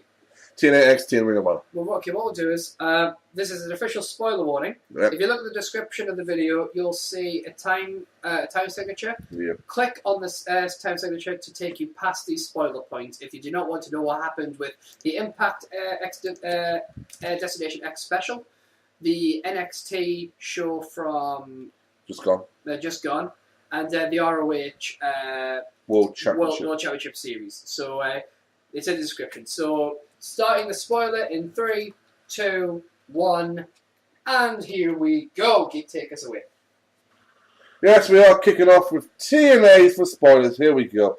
Right, TNA spoilers, Bound for Glory series, current update standings. And the Bound for Glory series features Jay Bradley. How the fuck you kept a job during this? I'll never know. AJ Styles, you're safe. Don't worry about that. Hernandez, you're probably safe. Mr. Anderson. Oh, he's sick. He's now VP of the Aces and Eights, who I fear are on a decline. Oh, they are. This is the end of the Aces and Eights coming up. We know that. We'll keep going. Yeah. Bad Influence. Christopher Daniels and Kazarian. They're safe. I hope so. Austin Aries. I worry about Austin Aries. He might walk. Yeah. Bobby Roode. He has the ability to get up and walk. Samoa Joe. He's obviously in the main program now. Magnus. Who's a phenomenal push right now. Yeah. Joseph Parks. And I would argue he did it the old-fashioned way. He did. Joseph Parks. Ugh. And Jeff Hardy. Ugh. Now, the current standings after, if I remember this may be after... Well, look at the date. It should know there's a date on these things. But after Thursday's Impact. Well, there you go. So after Thursday's Impact, the standings are as follows, Geek. Bum, bum, bum, bum, bum, bum, bum. We have Magnus on 49 points, leading the pack. Samoa Joe with 19. Jeff Hardy. That's 30-point lead. Yeah. Jeff Hardy with 17. Yeah. Daniels and Aries are tied at 14. Mm-hmm. AJ Styles with 12. Mm-hmm. Anderson with 7. Uh-huh. Hernandez with 7. Uh-huh. And everyone else with 0. I mean, this is probably the... I don't know much about my TNA history, obviously, because I was never really a big fan, but that might be the strongest lead in the history of the... I mean, I think at one point... I think it's lead 30 points probably at this point in the junction. But I think, if I remember correctly, I think it was Samoa Joe. No, Samoa Joe didn't score a point. He went down. Who was it? I think it was Buddy Ray last year. Had a really big runaway one. And then following, before that, I think it was Matt Morgan. Matt Morgan, when he in the original one, had a big lump. But yeah, but this is definitely the biggest one that comes to mind. So this was the Impact Destination X Division special. Yeah, so this is Destination X Impact, which, it used to be a TNA. This is almost like the Great American Bash. It used to be a fucking pay-per-view. Yeah. Oh. Or even worse, King of the Ring. Sorry, actually, I forgot to mention, Joseph Parks actually isn't on 0 points, has minus 10 points for disqualification.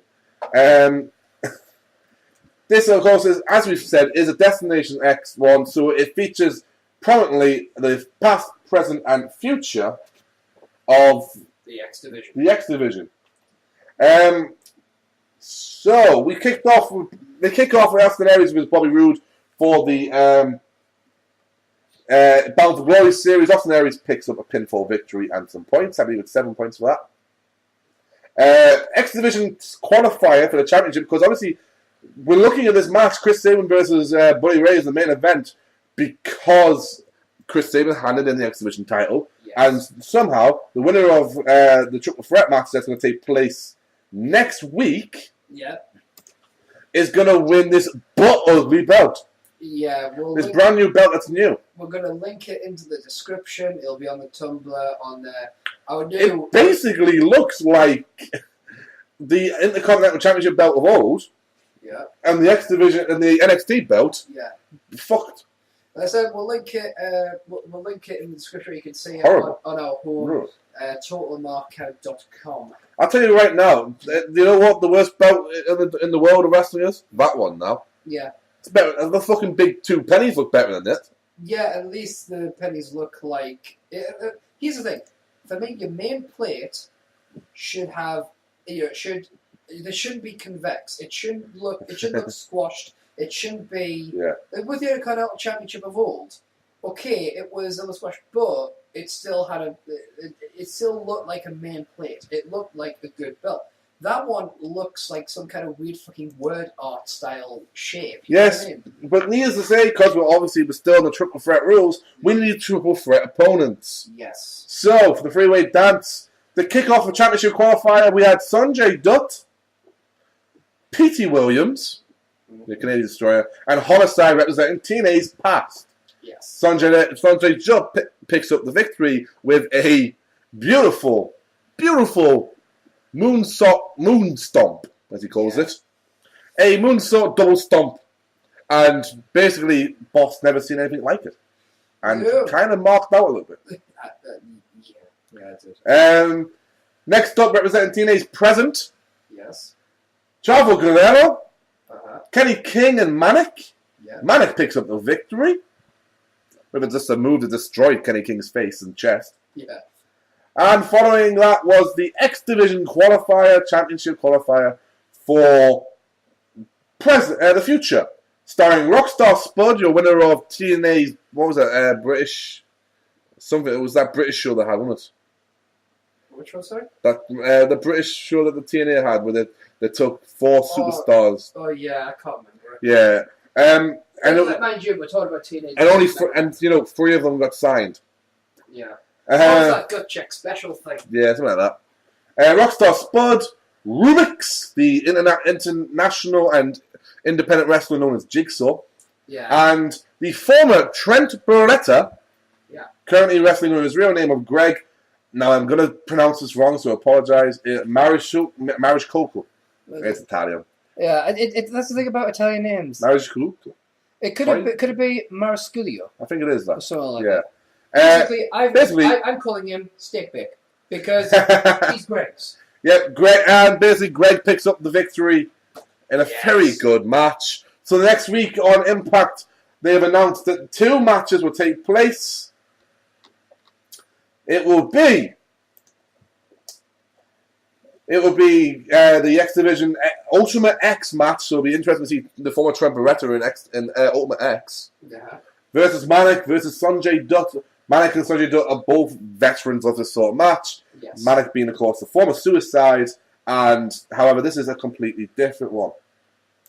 Yes. This is a new Manik. I don't believe he's been in Ultimate X.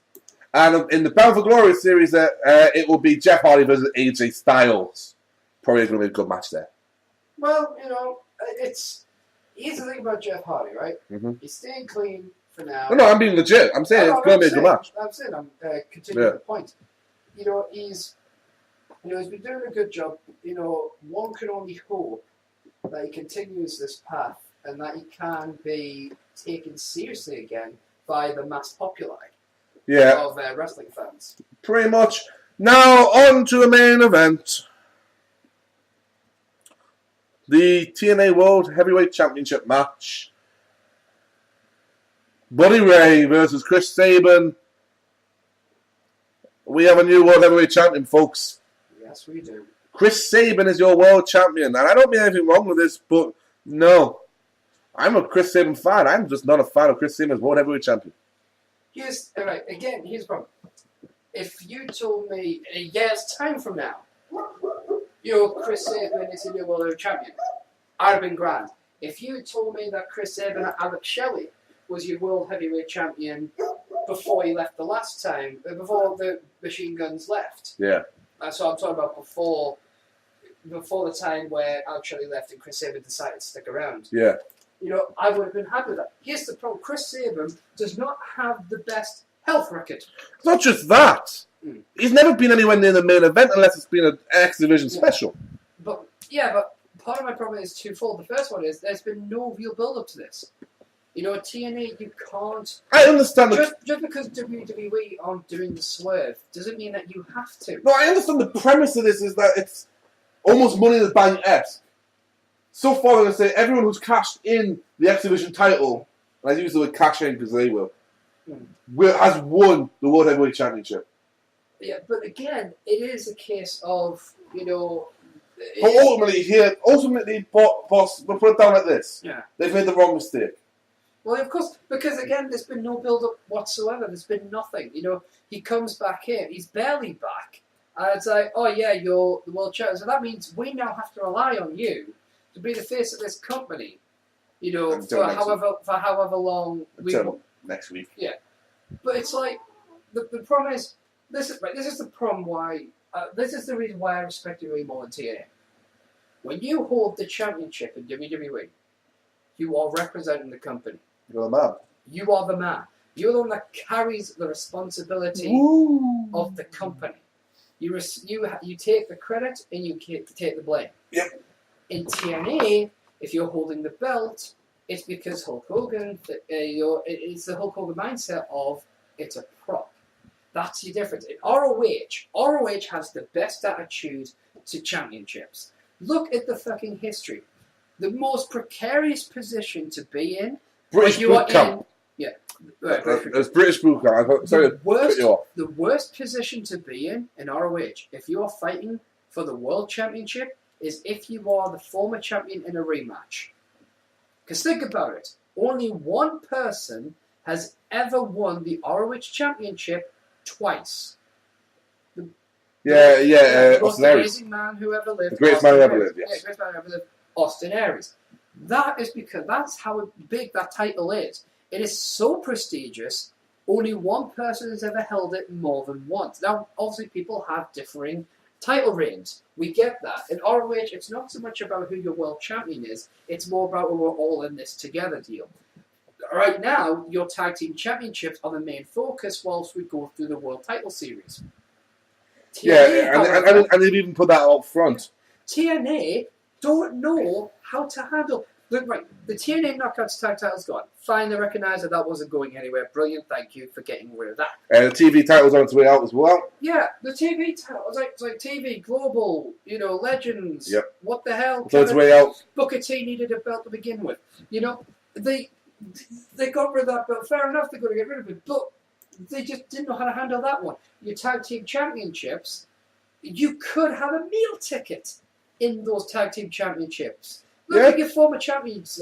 America's Most Wanted, Beer Money, the Dudleys, Motor City Machine Guns, LAX, Kurt Angle and Samoa Joe probably held at one point. You did actually, yeah. Because they held them together. Yeah. You've got, right now it's, Gunner and Storm. Yes. You've had... Bad Influence. You've had Bad Influence. AJ and Daniels. Yeah, not only that. Yeah. You've got, you had Chavo Guerrero and Hernandez. You had so many people hold these belts that were so important. The only time that the belts fucking sucked was when it was held by the outsiders. But at least then, you had the sense to show this as a travesty and have people fight so damn hard to get those belts back. That was, but look, your world title right now is being passed around. When Bubbly Ray got the belt, it meant something. Because now, oh my God, not only do we have someone that deserves the world title, he just happens to be in charge of one of the scariest fucking groups in wrestling. Which is now, obviously, smarks are going, it's not really threatening. Here's the thing. It is in the world of professional wrestling. Here's the thing, right? The problem, when you say the Aces and aren't threatening, they're not the NWO, you're right. They're not a super scary group. They're not an intimidating group. You know what they are? They are fucking wolves. And more importantly, do you know what they're not supposed to be? Mm-hmm. The NWO. And funny enough, people say, they're not intimidating. You don't have to be intimidating when you just get the job done anyway. When you just beat the fuck out of someone. Do you think Bully Ray and the rest of the Aces and Eights are going to stay at you in the ring and you're going to go, all right, I'll lay down for you? You really think that they're going to go, oh, we'll not beat you up then? They're still going to do it because they've got a reputation to uphold. Exactly. So, that's all I'm going to say on that. Yeah, I thought this one might spark Boss off. It sparked me off to a point, but you know what? It's still quite raw on me, so I'm going to give it next week's Impact. I'm going to watch next week's Impact, and then I'm going to give my view on it because it's still quite raw for me. I might say stuff that I will later regret. What's up next? Up next would be NXT. I've shown Boss his first episode of NXT in what? In a long time. A few months? Because it's really hard for me to keep up with. Yes. But we found a way of doing that. With TNA, I don't really want to. With NXT, I do. Mm-hmm. Now, on this week's episode of NXT, we had a triple threat match for the number one contendership for the NXT Championship that features Leo Kruger. Yep. The hunter of the big prey, Leo Kruger. Sorry. The new Real American, don't tread on me because I can beat your ass in 5 languages, but the most important one of them all is English. Antonio Cesaro. And everybody's favorite Montreal wrestler, and more importantly, Kevin Steen's favorite wrestler, young Sami Zayn. Yeah. I just thought it was a great match. Yeah. It's a great match. I know it's spoiling here, but go through it. There's a great finish to it. But needless to say, Leo Kruger picks up the victory. I don't want to spoil too much in the way of the matches themselves. Next up was Bo Dallas versus Dawson and Boss's introduction to the great Sylvester Lefort. Oh boy. And you thought he was just fucking hilarious. I probably not in the good way. He can't be actually French. I'm going to check this out, but I believe he is. Because I'm sorry, right? I was staring at the screen going, "Tu parles en français?" No. Sylvester C'est Lefort. possible. He is actually a French professional wrestler. Wow. He actually was a gladiator for a long period of time. He can wrestle as well, that's the thing. But he's currently a manager in... For a redneck. for a couple of rednecks. Dawson and Dylan, the team is. Dawson and Dylan. Just check this out. He's a French professional wrestler. Was trained by Lance Storm. Oh, fuck. 29 years old, born in Nice, France. Mm-hmm. He's been known as Eagle Mask, French Stallion, and Tom La Rufa, which is his real name. He was finished training in 2006. He toured the UK for many a year. Worked for New Wrestling Evolution, where he faced Romeo Rosalie. But it was your first introduction, needless to say, boss.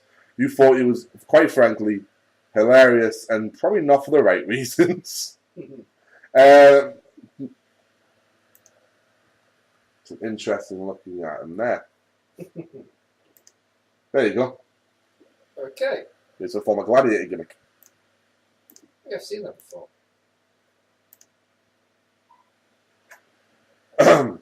Now, he faced Bo Dallas. Bo won with that god-awful Bo slam. I don't know what he calls it. I'll check now while I talk about what happened next. Boss, what happened next? That would be the tag team match? No, that'd be the chance. Oh, the chance. For your face champion of... Yeah, Bo Dallas. It was no more Bo. Yep. No more Bo, and no Bo, no. Yeah. And then, at the end of the match, Leo Kruger comes in, destroys the shit out of Bo Dallas to a chant of... Kruger! Thank you, Kruger. Thank you, Kruger. Oh, well fucking done, WWE. Yeah, Bo Dallas is the hated man in professional wrestling, at least in NXT, the WWE universe, for certainly being himself and being this god-awful, cheesy guy who believes in his Bo-levers, as he calls his fans, which is enough to piss you... Which is enough to get on Potter's hate list as a starter. Which is somewhere between John Cena and Rocky Maivia. Yeah, that's the idea, but he's supposed to be like this. Yeah. He's supposed to be hated for this. Yeah. So it'd be interesting to see... story and they're sticking to it. Yeah, it's interesting to see the title match. When they turned him heel, I reckon, when he started doing things. Subtly, they did it by him going, "Oh, well, the best man. I'm going to win the championship match with Battle Royal." And then fucking Adrian Neville turns around and goes, "I applied last week for that, don't you?" He's like, "Oh, you did? I didn't think you knew about it, but I'm sure you'll do well." So it's little subtle things like that. Following up with this, we had the debut of Charlotte Flair. Finally, a Flair we can feel good looking at. Oh, I know. Charlotte Flair is a very attractive young daughter of the Nature Boy. Woo! Ric Flair. She went one-on-one with Bayley. That is correct, Bayley. I'm not making this shit up. Bayley, who apparently has no information on her, because I've just typed her into Google, and she doesn't have a Wikipedia page. Have you tried WWE, Bailey? Yep. Oh, well. Just takes me to the NXT roster. One day. She'll get there. But most of the NXT roster haven't got one, to be fair. Let me see. Bayley. Oh, there she is. Nope. Just redirects to NXT. What's the fucking point of that? But needless to say, Bayley, he was just happy to be there. Yeah. He's just over the moon about being there, over excited about it. And it's a good match, very good match. And there's an unbelievable finish to it, let's put it that way. Let's put it this way, Nature Boy wishes he could have done some of the stuff that his daughter did. Yeah. Following this was our tag team main event. Yeah. For the NXT Tag Team Championships. Well, Sheamus got attacked during an interview by the Wyatt family first, but that doesn't mean much. It does, but sure. For the NXT Tag Team Championships, the unusual pairing of Corey Graves and Adrian Neville, the Jumping Geordie, the man who Gravity forgot, and gone one-on-one with the Wyatt family. The reigning NXT Tag Team Champions. Yes. Now this ends really, really well. Great match. Wyatt's about to get interrupted. Also, bearing in mind, this was probably the first time, I believe, for yourself, boss, that you have seen Pac in action. Well, what in WWE anyway? Yeah. Yes. Basically, what happened earlier in the night was Sheamus was doing a backstage interview when the Wyatt family attacked him. So we get an NXT Tag Team Championship match where the Wyatt family are defending their titles and Sheamus is still in the building. So the Wyatt family, thinking they're smarticles, decide they're doing a beating on Adrian Neville and Corey Graves. Yeah. Right. At which point, a certain great white shark steps into the fray, deals a little bit of Irish justice. At which point, you got Adrian Neville. He gets up top. He's at the top of the turnbuckle. Leaps in the air. Makes himself a hot dog. Has a couple of brewskis. Hangs up there for a while. Cleans his teeth. Fixes the lights. Cleans the ceiling. Before finally flipping around, coming back down, hitting the most awesome shooting star press. Yeah, currently known in WWE as the Red Arrow. Yeah. Right on to one of the members of the Wyatt family. 1, 2, 3. Adrian Neville, 2-time tag team champion with 3 people. What?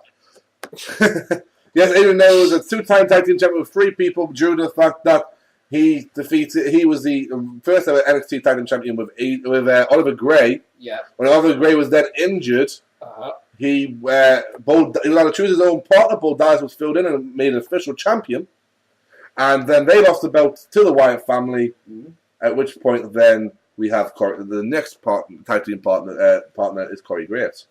But all's well that ends well. New tag team champions. Booyah! Yes, and a very good performance and a very good episode of NXT. From now on, I think me and Boss will be watching NXT every Thursday. Absolutely. Just so we can get ready for it. It'll be interesting as well because A-Rai has joined the commentary team, though we would not have heard him yet.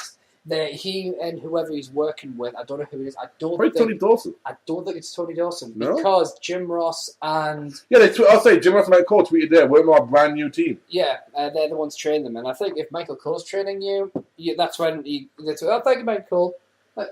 Thank you. Jim. Yeah, and then I come around the corner of this, William go, all right, sunshine, this is how you do it.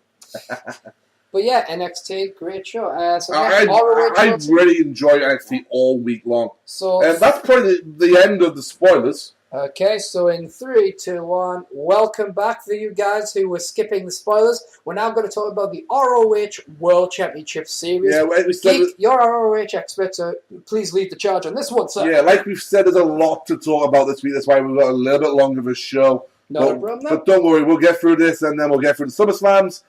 I don't believe we have any fan corner questions this week. Now, we will get that, but we'll mention everything else and where you can find us from now on at the end of the show. But however, this allowed me to share you the very tiny amount of ROH knowledge I could give so I could justify to the trolls that I'm actually a real mark. Basically, for the past few weeks, ROH have been announcing the 16 entrants into the 16-man ROH World Championship tournament to crown a new world champion since Jay Briscoe was injured and therefore wasn't going to be able to defend. I think he's actually on the way out or something like that. But however, the point is that it was announced via a YouTube video from Nigel McGuinness himself, who is the matchmaker for the company. So obviously the number one contender would have been Michael Elrich. However, Elgin, thank you. However, Mike Elgin says he doesn't get anything handed to him, so instead of getting a title, he's made the number 1 entrant into the tournament. So the following people have been entered. We have all 16 people ready. The matches for the first 6 rounds will take place between Providence and All-Star Extravaganza 5. I have news about All-Star Extravaganza 5 in Toronto on April 3rd as well. Leading to the final taking place at Death Before Dishonor 11, their big pay-per-view of the summer. So, it will be on video demand, I believe, as well, the final. So, interesting one to come up. The full round of competitors. Are you ready, bots? I'm ready. The Panama City Playboy and Steve Carino's favorite wrestler, Adam Cole. Damn good superstar. Black Machismo and the Lethal Injection, Jay Lethal. Definitely deserves up to be ROH Champion one day. Member of the Machine Gun Club and the Machine Gun himself, Carl Anderson. No idea who he is. You've seen him wrestle. I know. That's the horrible thing. You've seen him wrestle against Roderick Strong. And I still got a lot of catching to do when it comes to ROH and indie wrestlers who I haven't seen much of. The Sicilian psychopath Tommaso Ciampa. Mm-hmm. The prodigy and the luckiest son of a bitch in Ring of Honor, Michael Bennett. Accompanied by Maria Canals. That's why he's lucky. And we are getting told that he's saying that the prodigy is dead, so maybe he's going for a new gimmick. Speaking of dead, Kevin Steen. Yeah, Steen's going to kill you. Speaking of kill, Unbreakable Michael Elgin. Someone's getting hurt. Speaking of getting hurt, the leader of Camp Strong, Roderick Strong. Somebody go and get their ass kicked. Ass kicking can be happen when you have redneck kung fu. Chicken is back. Mark Briscoe. Wow, bitches. Speaking of bitches, the player from the Himalayas, Sanjay Dutt, rounds them up and puts them in a hut. Yes, you will kill you. Of course, everybody's favorite young superhero, ACH. I don't know who ACH is. He's the one who gets in the ring like Iron Man. Fair enough. The winner of Silas Young and Adam Page will be the man who goes into the tournament. BJ Whitmer, the Buzzsaw, seeks the final step of redemption in the World Championship. The intrepid time traveler, Paul London. Okay. Our founding father of Ring of Honor, Brian Kendrick. And finally, the World Television Champion and the leading member at the minute at least, of the House of Truth, Matt Taven. Now, Matt Taven may be too hot for TV, but on Saturday, August 3rd, he will be going one-on-one with Roderick Strong.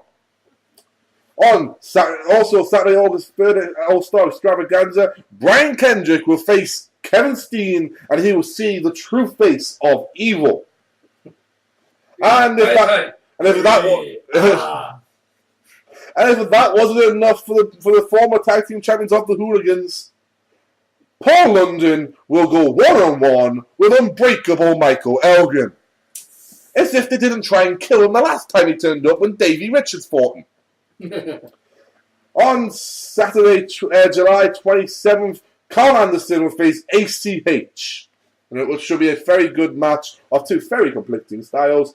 Anderson is more of a Japanese influence, I'm going to hurt you until you can't move. ACH is more of a luchador American style of kind of Chikara-esque of you can't catch me. Yeah, it's like duck and cover, run and attack. Saturday, August 3rd, we'll see at the All-Star Extravaganza 5, we'll see BJ Whitmer once again face Michael Bennett. Fucking hell. Saturday, August 3rd, All-Star Extravaganza, the winner of the Young vs. Page match gets to go against the Sicilian psychopath, Tommaso Ciampa.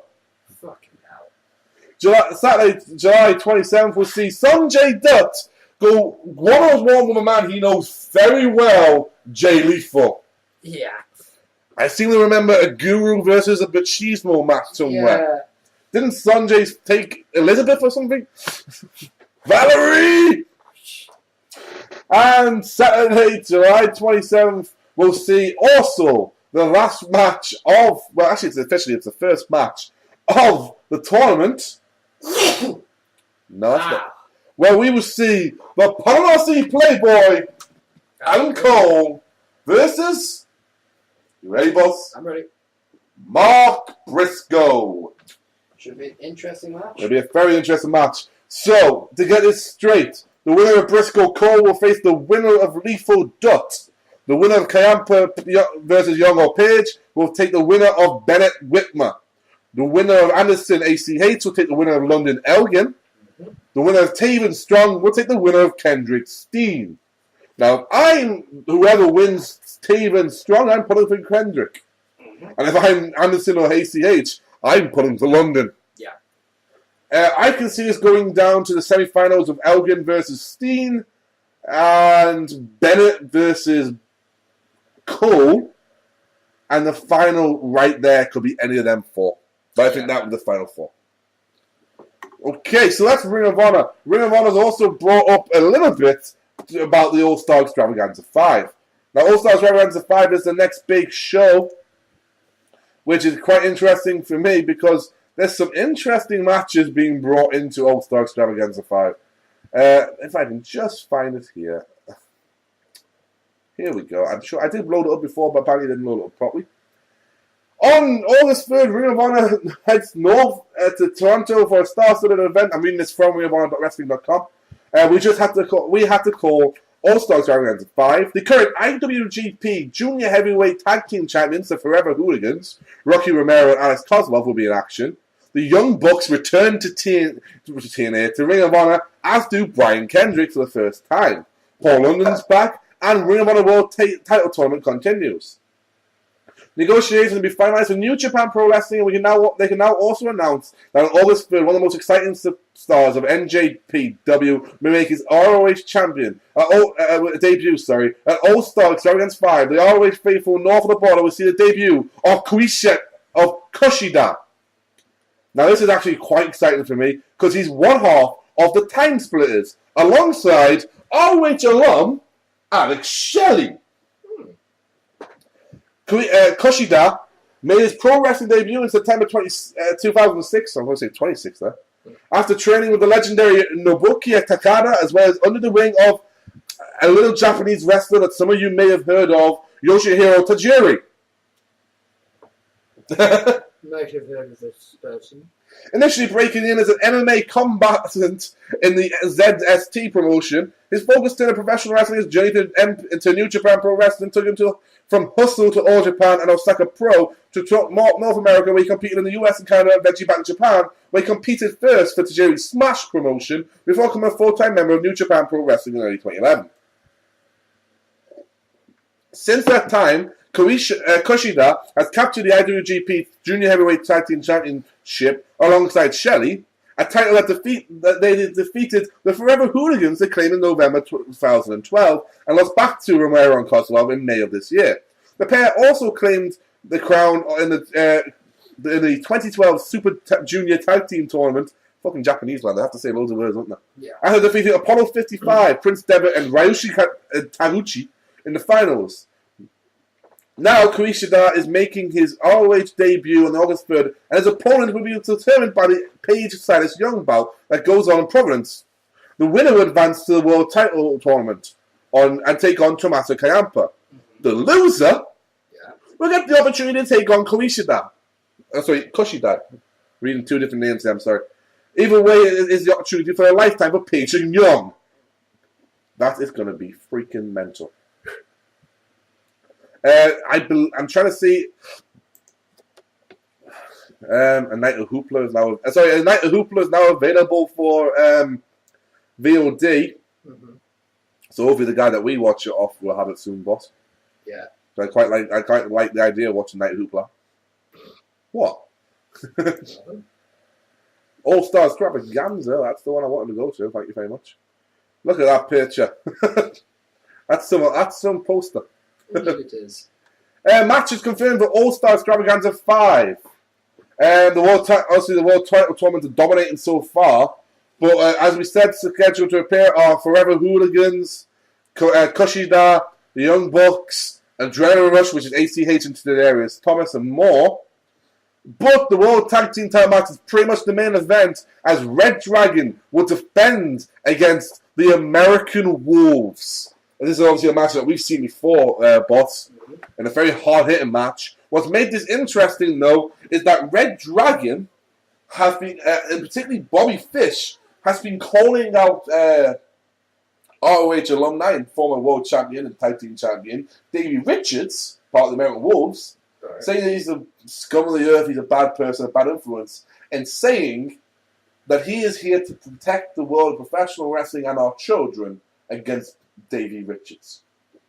But why Davey Richards? Because of his drugs?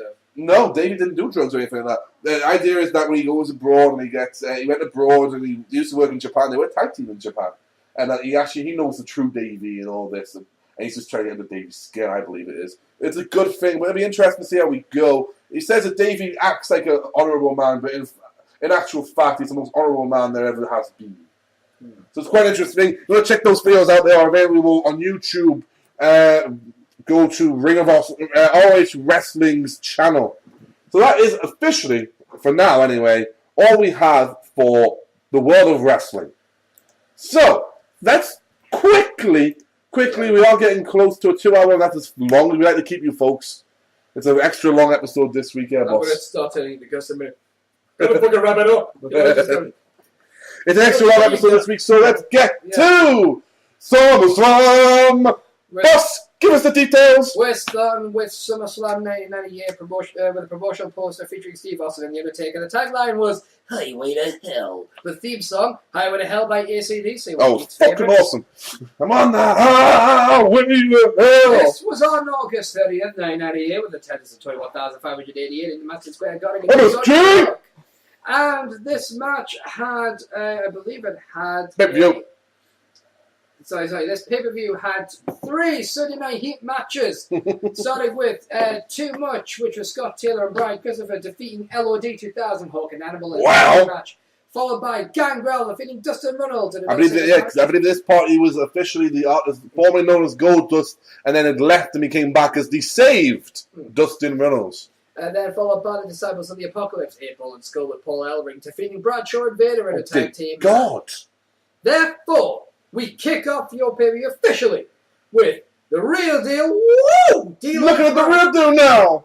D'Lo Brown defeating Val Venus by disqualification to retain the WWF European Championship. 15 minutes, 31 seconds.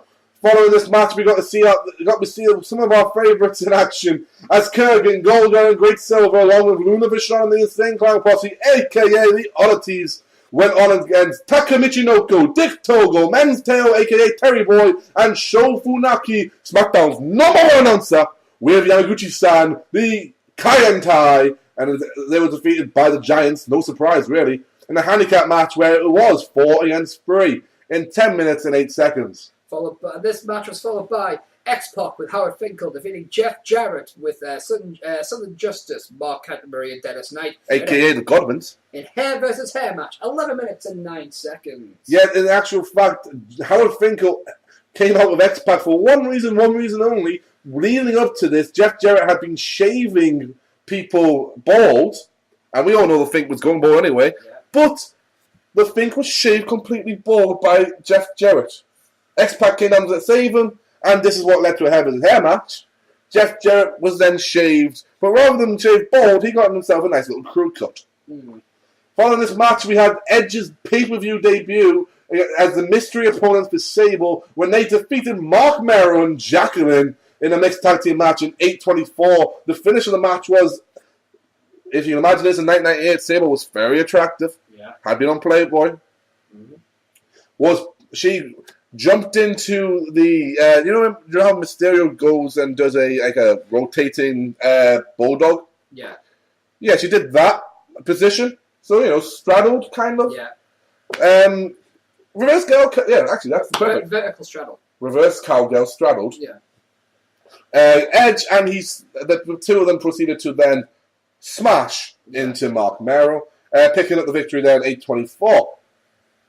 Yeah, followed next was Ken Shamrock defeating Owen Hart with Dan Severn Lion's Den match, 9 minutes and 16 seconds. Yeah, this is an interesting concept, the match of the Lion's Den, where they have inverted walls where you can't climb them, made out of mesh, and people are watching on the top. The only way you can win is the only way you can get out is by quitting, and then you're allowed to leave. A decent enough match, though. The following contest was a no disqualification handicap match for the WWF Tag Team Champions. New Age Outlaws, Billy Gunn and the Road Dogg defeating Mankind, who was champion, become the new tag team champion. When Kane popped out of the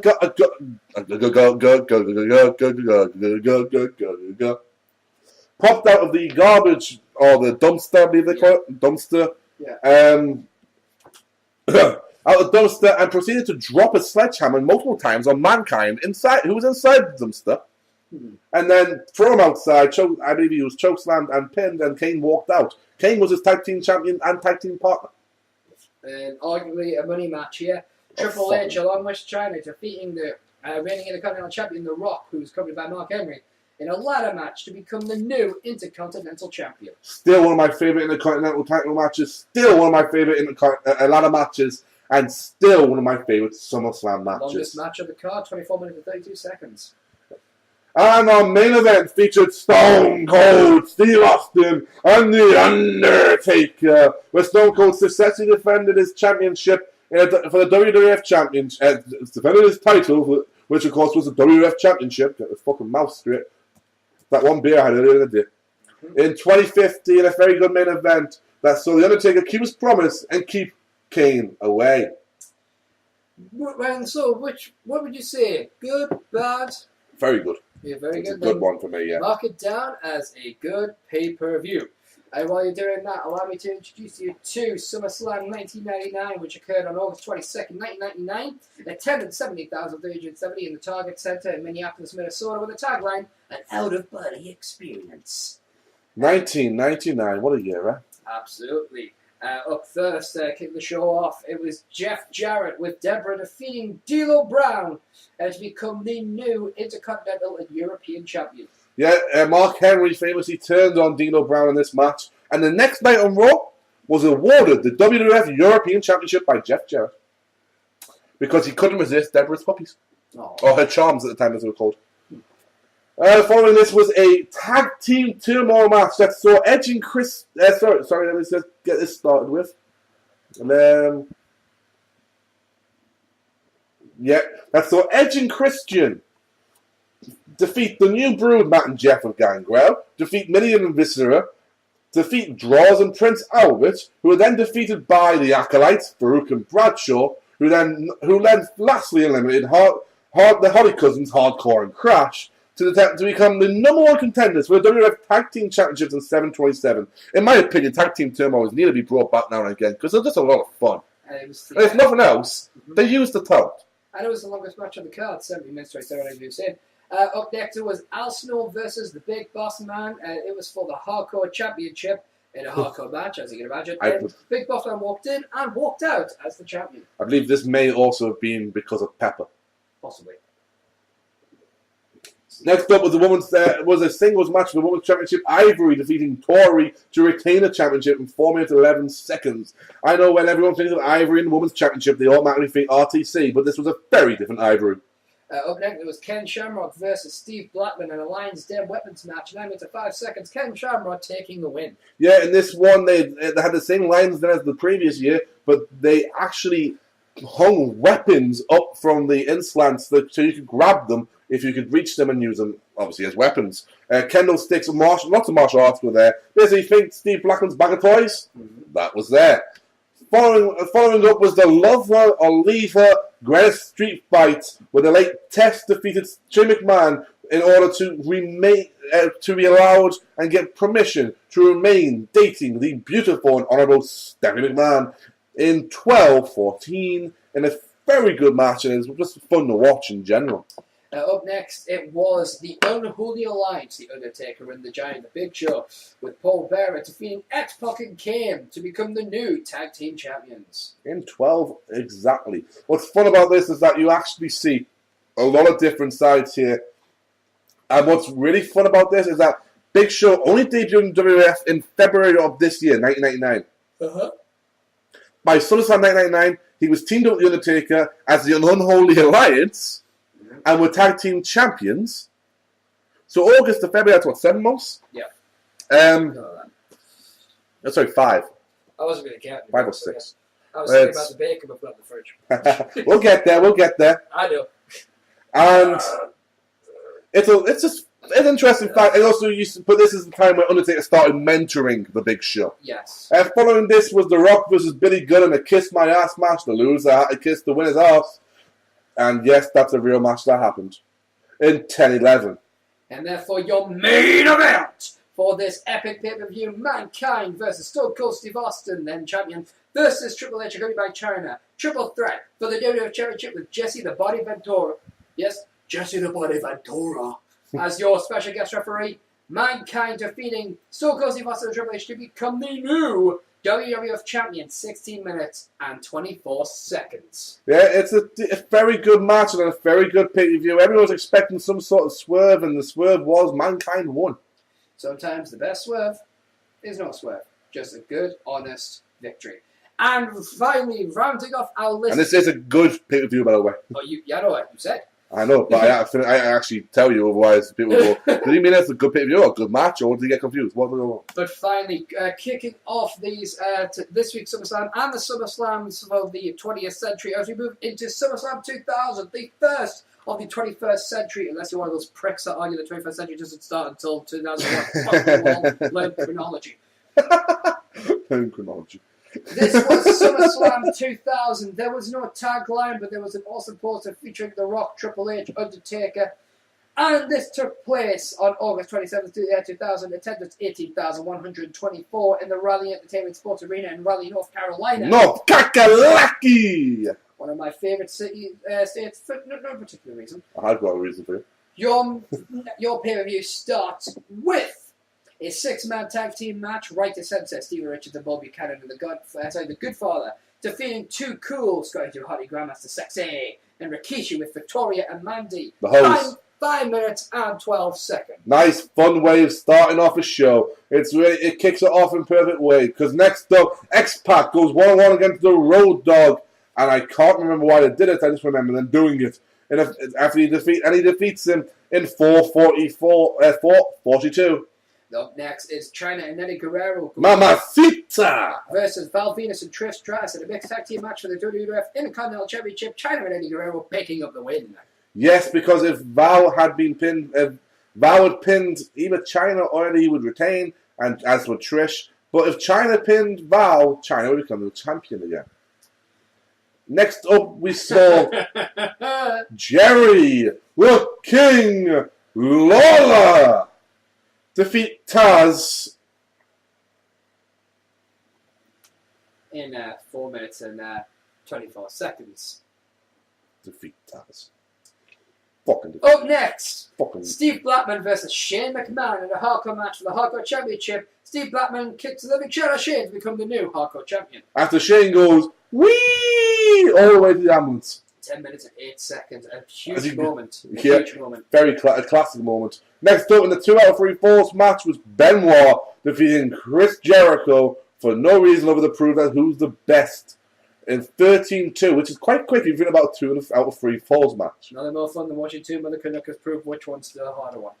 Up next, Edge and Christian face off against the Hardy Boys, Matt and Jeff with Leah, and the Dudley Boys, Rory and Devon, in the first table, ladders and chairs match for the WWF Tag Team Championships. They walked in as champions, they hobbled out as Tag Team Champions. And that happened in 14 minutes and 51 seconds. No one that watches professional wrestling has not heard of this match. Whether you're TNA and you call it Full Metal Mayhem, or whether you're WWE you call it TLC, or whether you're just a small independent and call it a regular match because we have to get someone to buy our show, it is a legendary concept in the world of professional wrestling now. In a legendary match, 14:51, 15 minutes they were given, and oh my dear God, did they do it.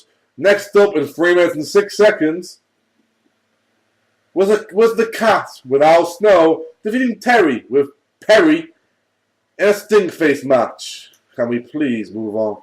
At number 9, it was The Undertaker versus Kane in a singles match, which ended in a no contest, 6 minutes and 28 seconds. Yes, Undertaker actually ripped Kane's mask off, causing him to flee to the back.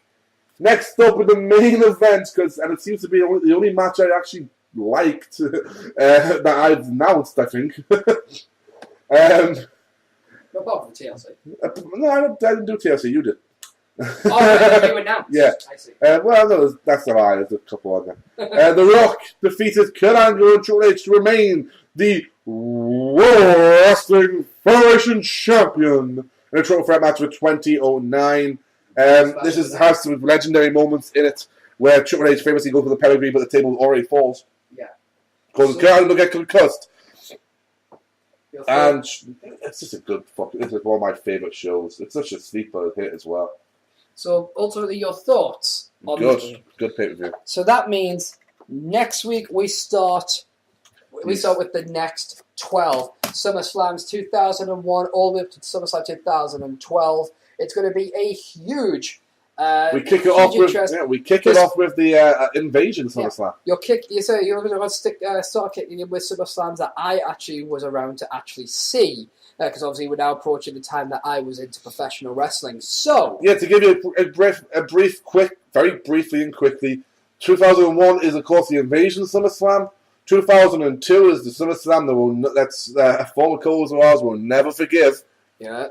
And 2003 is apparently there was something going on. I just remember Sable on the cover. And if I remember, if it was one that Sable was on the cover, that would be. Yeah, the only thing I remember of that is the theme. Say Anger. Yeah. It was the. I believe it was the Chamber. We'll find out. However, before we wrap it up, there is something we do want to quickly talk about. We know we're already approaching 2 hours and 10 minutes. Thank you for watching. However, we want to talk to you about our brand new address. That's right. We are now officially found on TotalMarkout.com.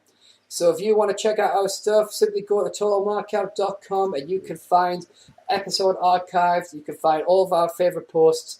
You can direct you straight to Tumblr. You can also ask us questions there anonymously if you wish by going to TotalMarkout.com/ask. Of course, if you just visit the page, it's the fan corner link on the front page. And of course, we always want to see what you guys want to share. If you've got something on Tumblr you want to share, if you want a photo, if you want a video, or just an opinion, you can also go to TotalMarkout.com/submit, or simply go to our page and hit the show us something. And you guys can share with us stuff like you. Hey, if we like it, we'll share it with the rest of the fan base. So, and expect a new page to be open soon with just lots of good stuff. So actually, there'll be a couple of new ones. So basically, that is all for us for this week. Thank you for tuning in for an extra special. Of course, a bit longer because there's a lot of stuff happening this week that we needed to get through.